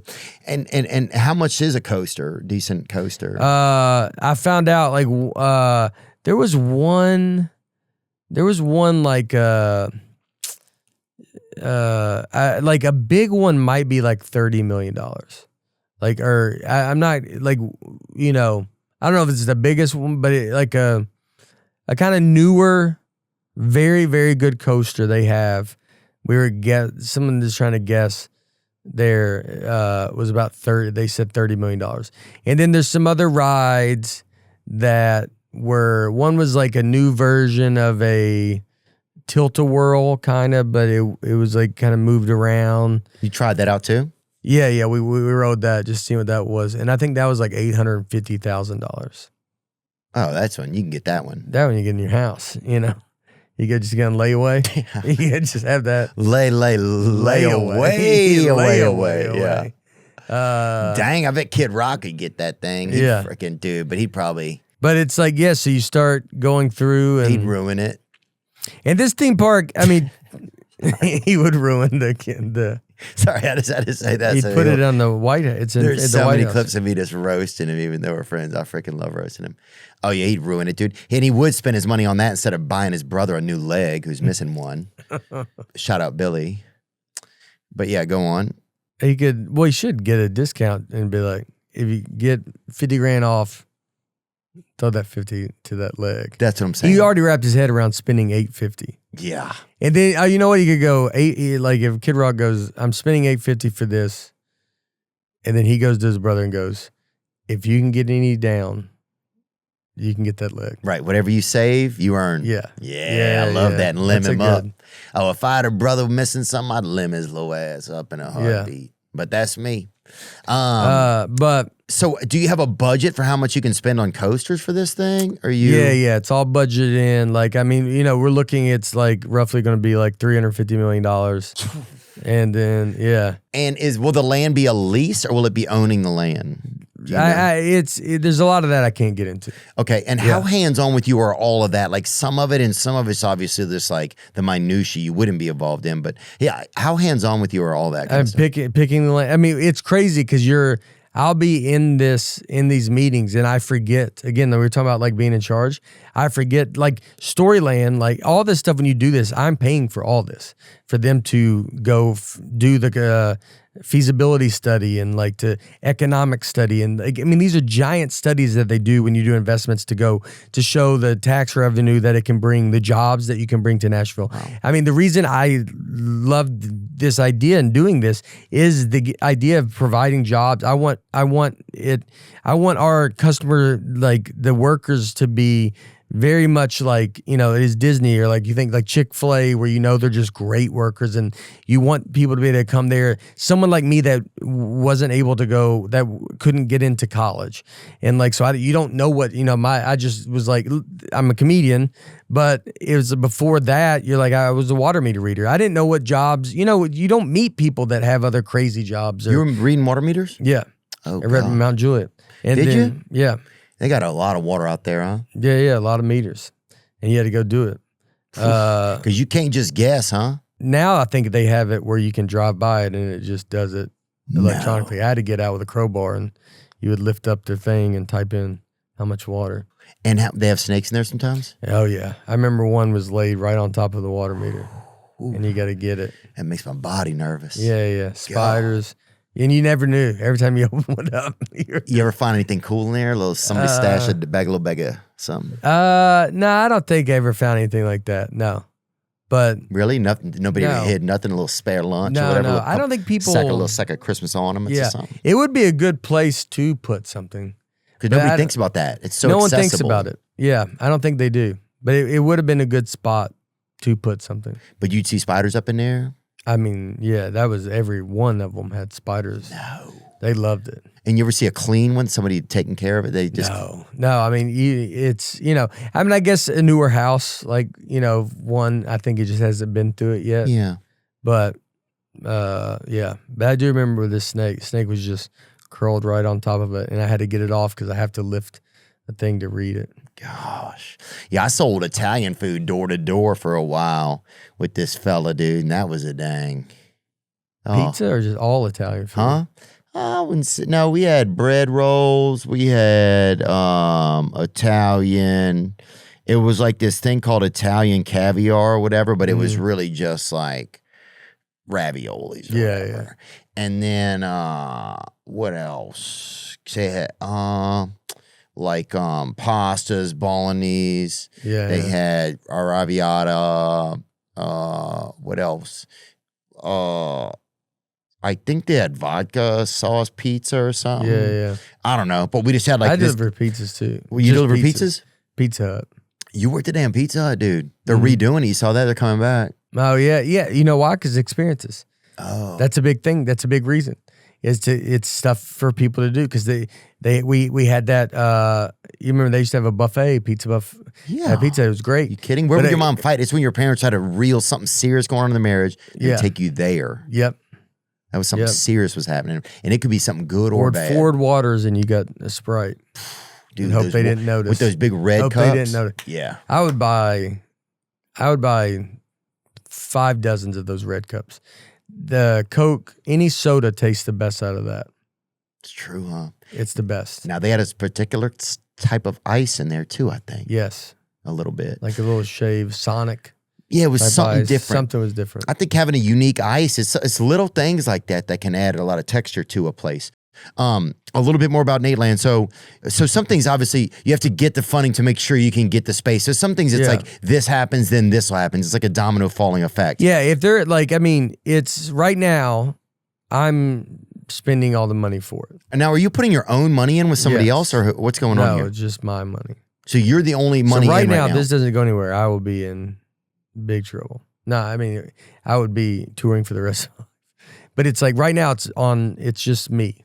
What made you make that choice? It's a big choice, and no judgment in it. I think it's a cool choice. I think it's a good choice. What makes you make it? And I wish you the best of luck with it. It's exciting. I'll go over there. Thank you. We'd love to have you. My first job was a theme park. I worked at Opryland here in Nashville, and I was 15. And so I don't know. They got rid of that my senior year in high school. And I mean, the whole city kind of was like, why would you do that? Like, it was a profitable theme park. Everybody kind of liked it. I'm not saying from that day I was like, I'm going to build a theme park. But then as I got... why did they close it, do you know?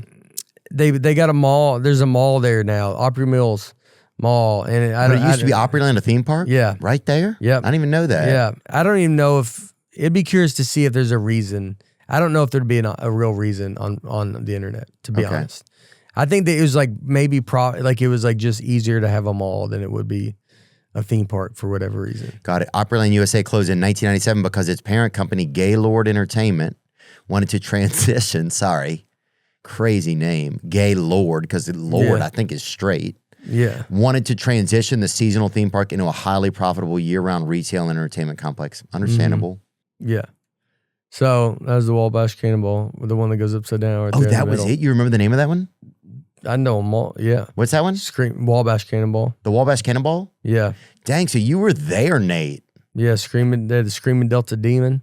Oh, yeah, I met her before. I met her, dang it, out at, she goes to Mississippi State for sure. I think she just did 50 days of boozing out there at in Knoxville for sure.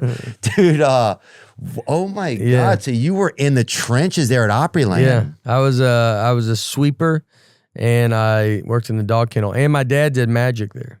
Oh. So, but so the reason I thought about this was like the idea it's when I started doing all these arenas and all this. My big daydreaming goal when I was starting comedy was to headline Bridgestone, and so when I did it for the first time, I remember that night. I really was like, I mean, I remember it was that night. I was like, what am I supposed to do now? Because I just thought about that for 20 years. And then, which is crazy, it was 20 years, pretty much, I think exactly for me to get there to headline Bridgestone. And congratulations on that, dude. And we sold 19,365 tickets, which is 20 years. Isn't that crazy? If you're into, I don't know, I'm not even into numbers. You sold 19,365 tickets. So 19 which years is plus 365. 20 years. 20 years. Dang. And but Amen. so when I got to that, I go, all right, like I just felt like what's the next? You got to have something else. It can't be, I got to assume that if I keep becoming a great comic, the arenas will come. I'll be able to do Madison Square Garden. I'll be able to do all this stuff. So I believe in myself that I can do that. But then what's the purpose of me?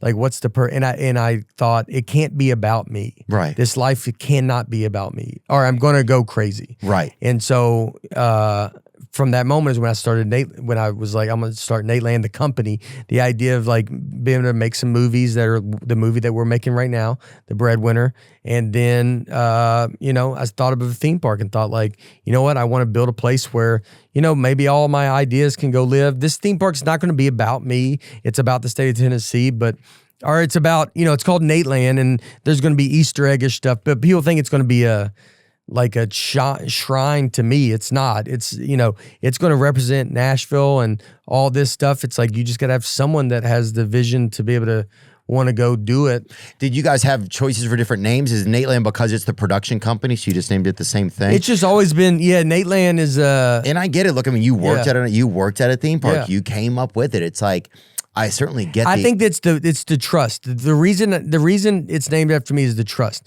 If I can keep trust with my audience, with this audience that we do, and that's the biggest thing. So if they can trust that they know that they can see what I'm doing, then it's like you kind of need to know who's behind this. I see. And so you're putting yourself. I will sell the tickets. Got it.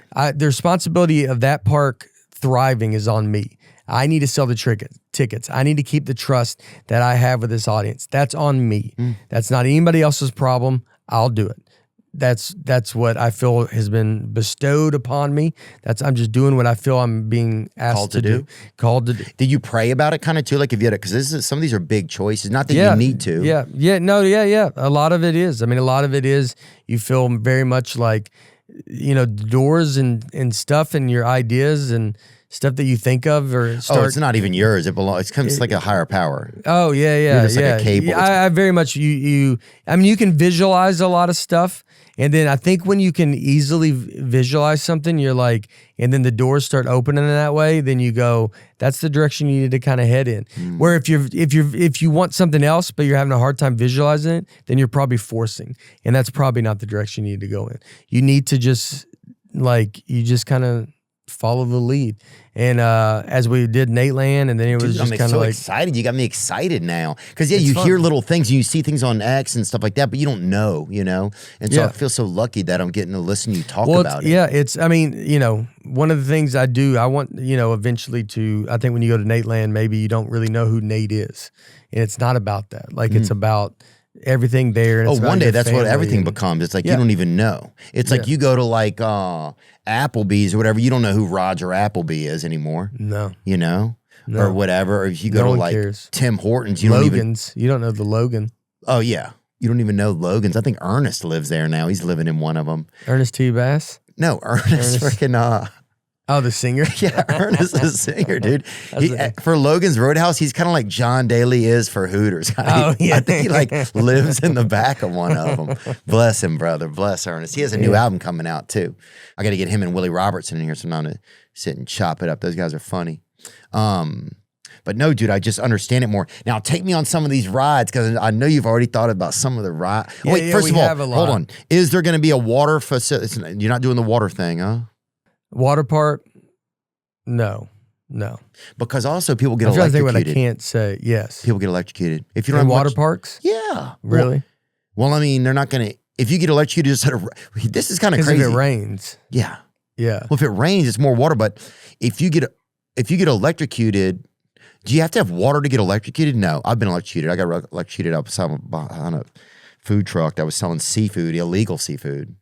You know What are we talking about? Sorry. Well, you've What are we been talking to about? Portland. You know, Portland would always. I thought of this. Like said, food trucks, right? Like people make fun of because I'll go to McDonald's and all that stuff. Then people go to food truck, and they'll be like, they're raving about this food truck. You're like, this guy had his food in this Honda Civic all night. You got to trust that he took it home.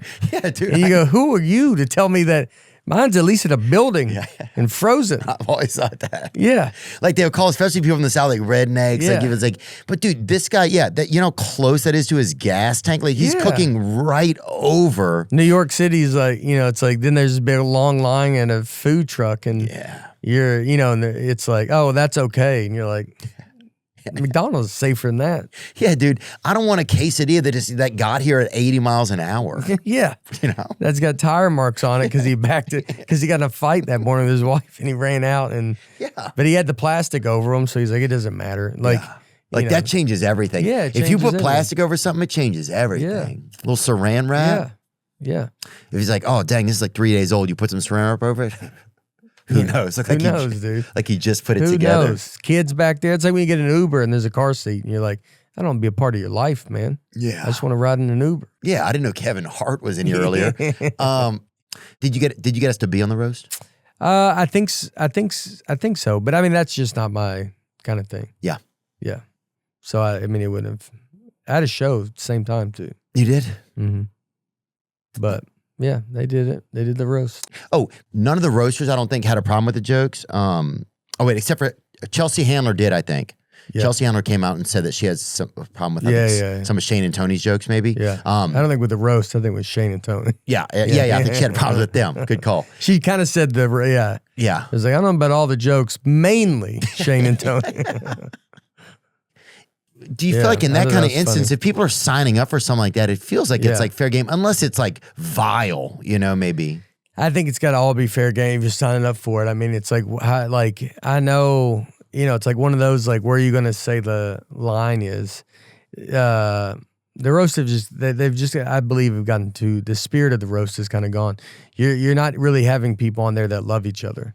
And so if there's no love shown, then it just gets mean and but I mean, not saying that they did what they were asked to do. Right. I thought a lot of them did a great job.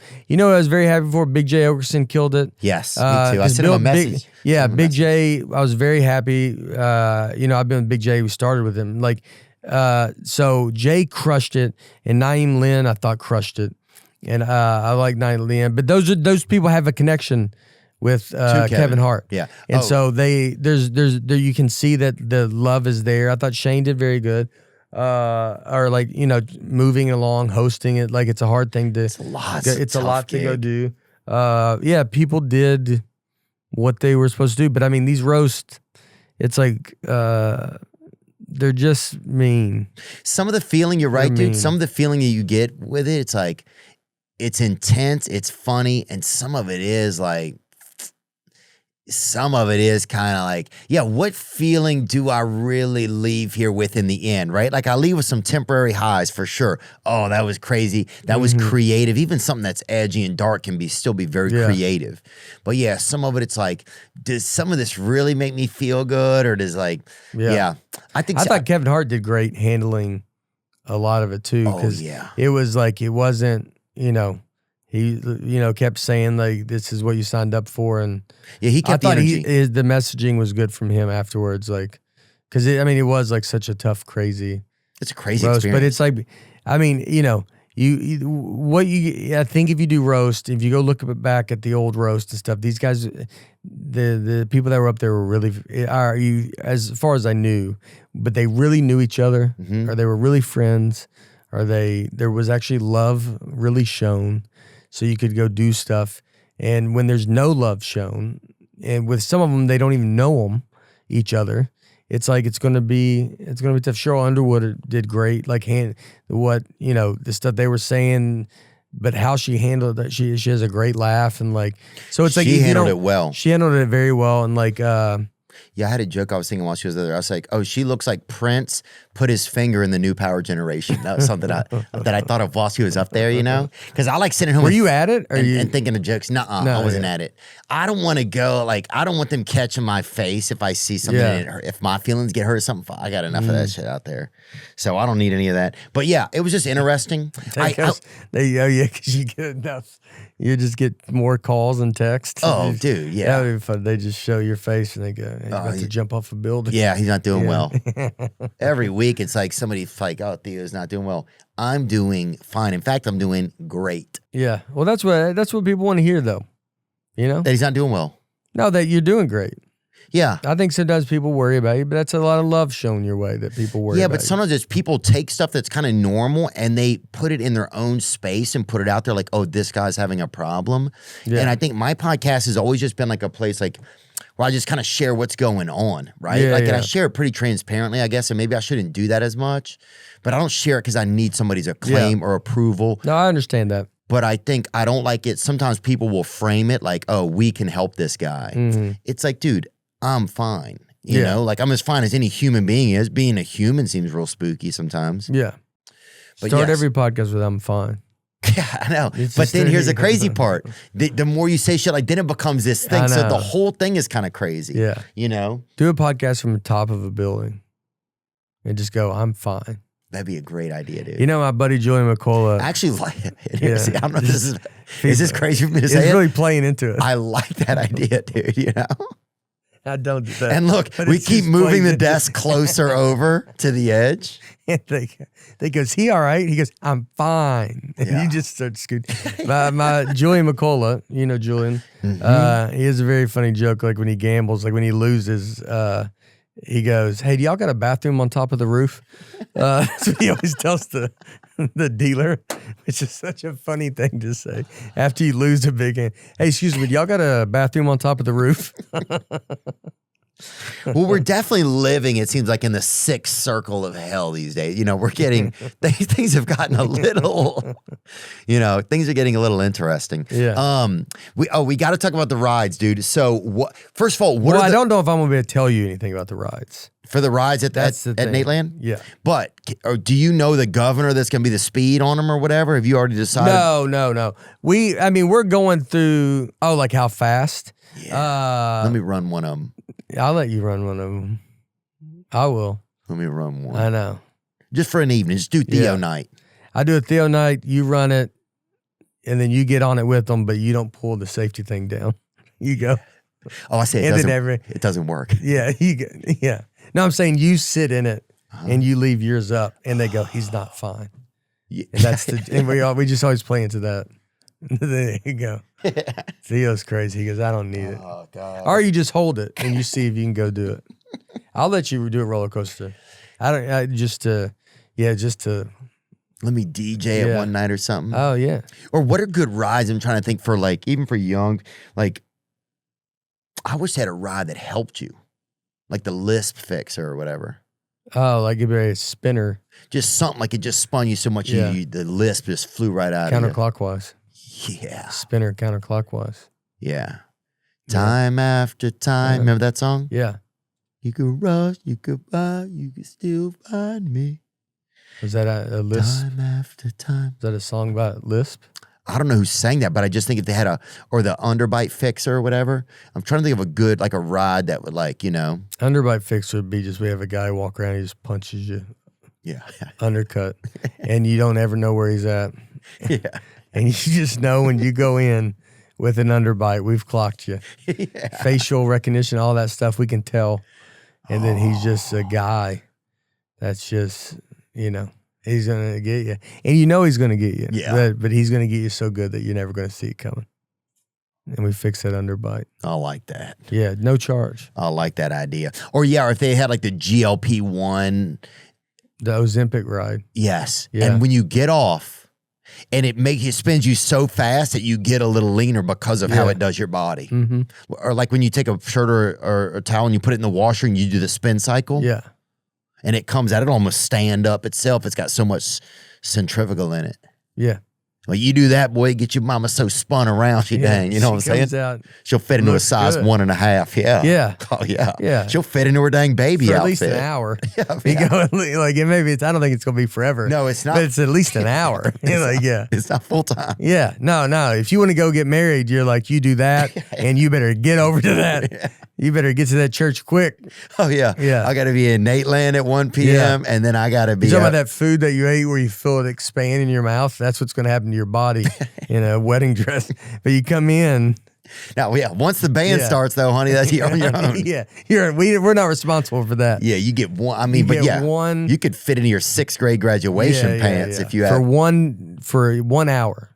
Yeah, I Yeah. like that. That's a good ride. And that ride does that to you, yeah. you know? Or something that would just do a bunch of women's hair. I could see that in the South. You know, they put this on you like this, the cover to cover your body, like to hold you in. Yeah. But then they put that head thing on you, Oh yeah. you know? And then they get out and everybody's beehiving walking out of there looking like Marge Yeah. Simpson and her 2 sisters. Yeah. That's a good ride. Dude, I'm telling you, I can help you. I would love it. Okay. Yeah.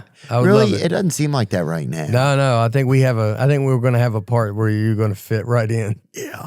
Let me run that crocodile tank. Yeah. It's going to be a swamp, like a swamp pot. Hey, I'm just That's sitting over there something. petting a crocodile, Yeah. and we took all his scales down. We like used a wood thing to take his scales down low, and you can pet him.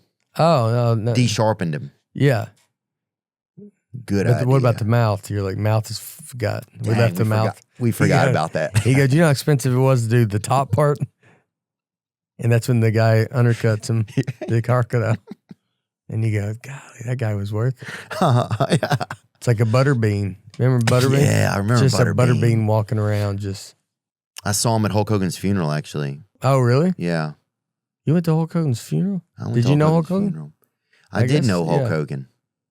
That's pretty Not crazy. great. I'm not going to pretend I knew him great. Yeah. But I knew him enough. We would communicate and got to podcast with him and got to go down there and see him one time down at his bar and restaurant and a fan of his son, Nick. Eric David Scott Esch, better known by his nickname Butterbean. Was there some everybody at his funeral, like there's some big guys there. Oh, dude. Like tall, like, you know. Mankind was there, I think. Yeah. Womankind was there too, I think. Was Undertaker there? I hadn't seen her in a while, but Yeah. Was it? she, Who? Womankind. Oh. I think whoever that is. Yeah. Hacksaw Jim Duggan was there. Undertaker? Undertaker was not there that I didn't see. Vince McMahon was there. Yeah. Will you have a band like the Chuck E. Cheese band or anything like that at Nateland, do you think? I think that's all. That's open for discussion. Yeah. I think Like it's definitely open. And you for got to have a discussion. cool Nate name. Oh, 8-inch nails would be good. Oh, yeah. Yeah, he Yeah. laughed. That's pretty and it good. plays, yeah. It's a kid music. But it's all But it's rock. But yes, Yeah, it's a it's hard rock rock, band doing yeah. kid music. You Yeah, know? yeah. I like that. Thanks. That'd be Yeah. cool. I'm trying to think of any other one. Nate Vana, maybe. It's not as good. 8-inch nails is, Might be it. they might be it. Nate, go back. This is how Yeah. you remember. I like that. Okay. We have a new segment that we're doing, Nate. It's by it's our Mountain Dew summer segment. So thank you for being here real quick. Yeah. Thank you, buddy. Thank you for being here. you. And congratulations, dude, on your movie. Yeah. And congratulations on your goals to make an amazing theme park in an amazing city. Thank you. I want to say awesome, man. Yeah. It's cool. I and appreciate it. It's really inspiring. Thank you, dude. And I mean that. Thank you, man. You may have noticed that we have Mountain Dews here. And so they're working with us over the summer and we're working with them. And we just have a couple of questions. You're hosting a barbecue, right? And these are for you and me Okay. because I hadn't seen these. You're hosting a barbecue. What do you say if you burn someone's meat? I mean, just like apologize to him, but sorry. Yeah, I'll make you another one. Or you say I'll eat that one, and you take it. Yeah, Yeah. that's what you do. I'll eat that one. I'll handle it. Yeah, don't worry about it. Yeah. And if there's And they a go, lot. no. And then there'll be, Or yeah. I give it to my mom, who eats everything burnt. She does? Loves everything burnt. Oh, yeah. There's an old. I think if you're born in the 50s, you're extra well done all day long. Yeah. Not even a. if you see someone walk in and they're 70, go ahead and start burning that steak. Yeah, I agree. They're not doing medium rare. They're not doing medium. The medium wells, burn it. Yeah, because they're using also prefabricated teeth, a lot of them. So Yeah. they got Some chompers. they got the ability to get through that. Yeah. They're just shaking it like a yeah. dog. They want, there's a certain age and they well done. I agree. That's what I say. Or say, who likes that dark meat? That's another way to get through to them. Do you remember drinking from a 2-liter bottle of soda? Do you ever remember that, like as a kid? Like I remember turning it up, Yes. and you could see. This is the first time in my life I could drink and see the soda going down as I drank it. Yeah, I do. We buy a lot. I don't think cans were. I think 2-liter soda bottle was way more in when I was younger. 2 liters in cups. And yes, and now it's like, I guess, environment's cans, but. And I remember one time they came out with the wide mouth. Oh yeah, 2 liter. You remember that? yeah, and you could pour it. You could pour it faster. Yeah, It was like, how much can we even have at once? yeah, there's a ton. Ugh. Oh yeah, it was great. Those are the days. Oh, those were the days. Yeah, that I used wide. to drink a Diet Mountain Dew. I mean, I would drink it every day. Really? And what were you training for? Just Being American, huh? I think just keeping my body where I can, whatever I put in it, it's going to be able to handle it. I love that. You know what I mean? Oh yeah. Well, also you'll get some. I drink that. I could drink in the morning. You drink Diet Mountain Dew in the morning. I can. That or I'll drink a diet something in the morning. Oh, I can I'll drink show 'em. soda Yeah, I'll show them who's boss right out the gate. right out the gate. Dude. I think if I had to give up soda, I think a breakfast soda would be my hardest to give up. Oh yeah. Yeah. Or hey, and shout out to anybody drinking breakfast soda. Yeah. Hey. Colin Quinn. He drinks it. He drinks Diet Coke in the morning too. Yeah. Oh, he's a breakfast soda drinker. Dude, did you know Mountain Dew started in Tennessee?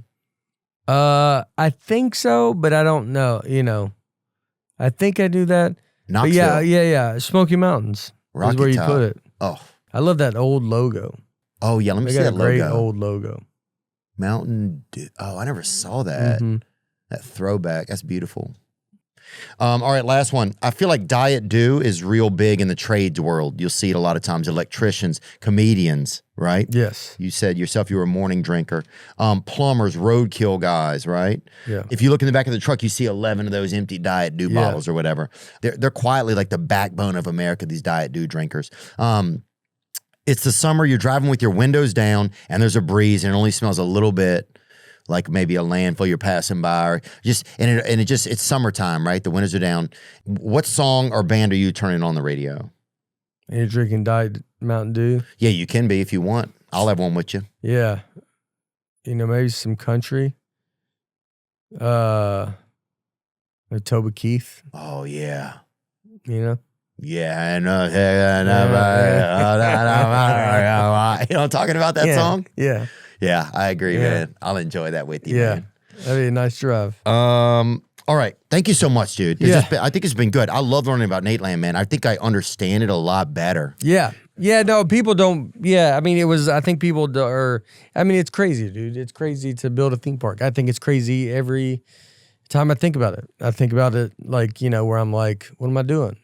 Was there a moment? Take me through some of this, right? Was there a moment like, because sometimes you feel like you get to different places in like your career and in your life. I think a lot of people go through like, they call them midlife crisis, quarter life crisis. You'll see like a fifth grader going through like a fifth grader life crisis they have now on TikTok or whatever. They in fifth grade they do? Yeah, now that's a thing or whatever. It's like, all right. But did you graduate? I went to, my daughter graduated 8th grade yesterday. You went to that?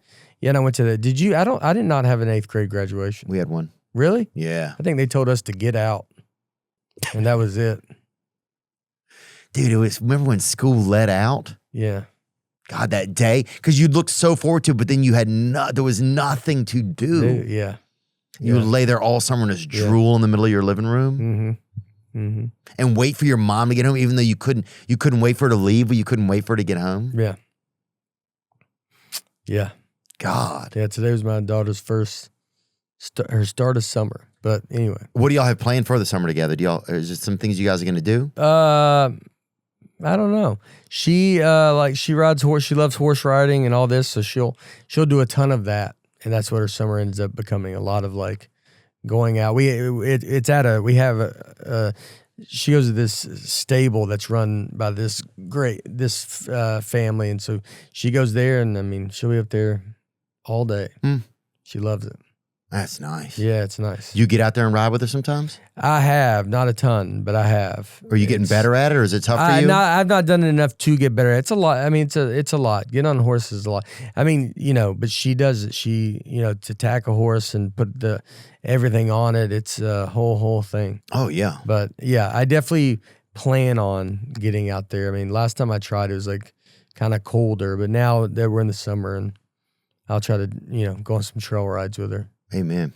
That'd be a blast, dude. But you're saying there's something about Nate Land, like yeah. Anything else you can tell me about Nate Land, kind of before we leave? Well, it's like the idea. The hard part is. I was saying thank you so much for explaining to me what it was like what some of the yes, and then I'm worried about doing it. Yeah, and then you're worried about doing it because I was saying you get to certain points of your career where you're like, well, now what? Like I just got done with my special. Like I've been touring for the past really 20 years. I've been touring, right? Like I was touring 26 weekends a year, like.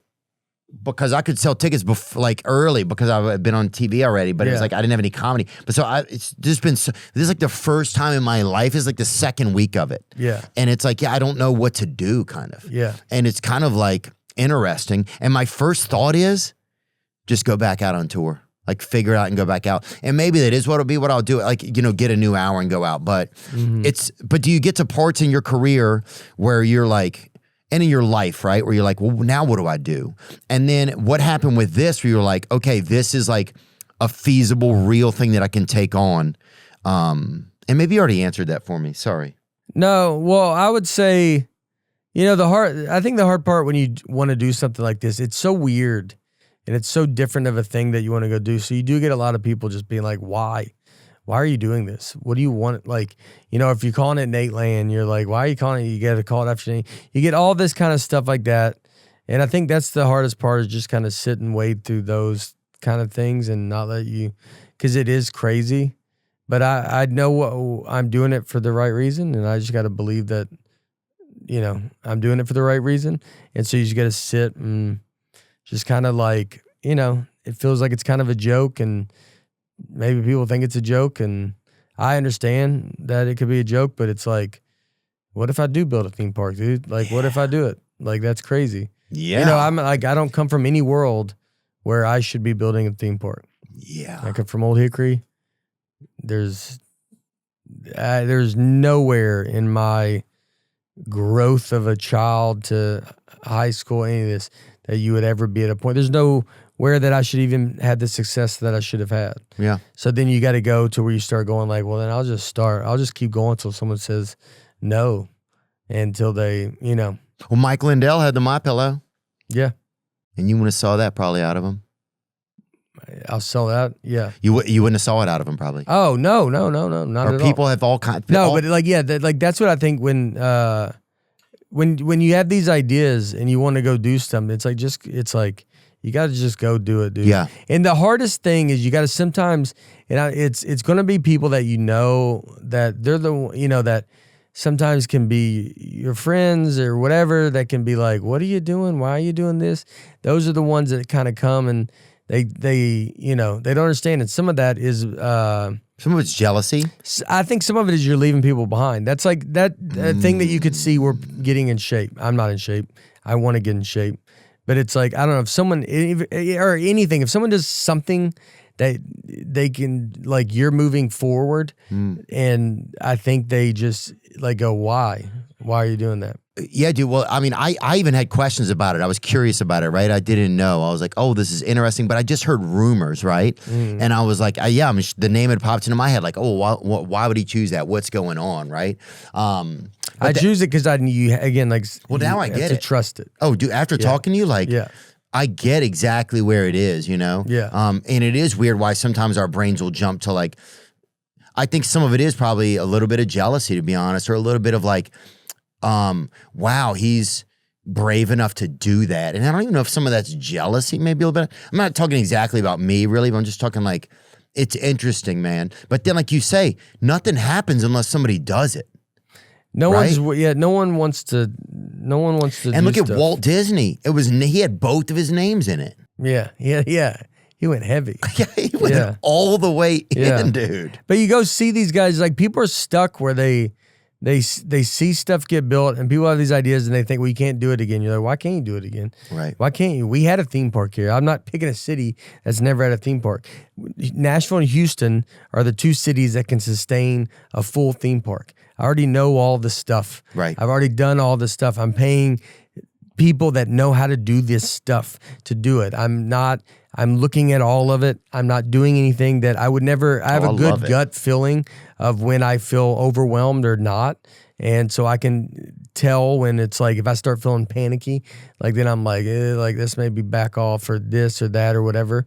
And so I very much believe in, what I'm doing and what I'm supposed to be doing. And it's, you have a mix where you go like, I don't know if I even have a choice. It's like, it's just, I'm just doing it. Somebody's got to do it. Someone's got to do it and I'm doing Sometimes it. it's And then me. maybe it's going to be good. Maybe it's not going to be good. Like what if I don't make it? What if I do make it? Yeah, but it's the same with making a movie. It's the same with Yeah. anything. It's like, what? Maybe, You always think, and anybody that says no, you're like, what does it matter? What does it matter if who cares? Yeah. What is the I'm not- skin I off of don't- your back? I don't want anything from you. Right.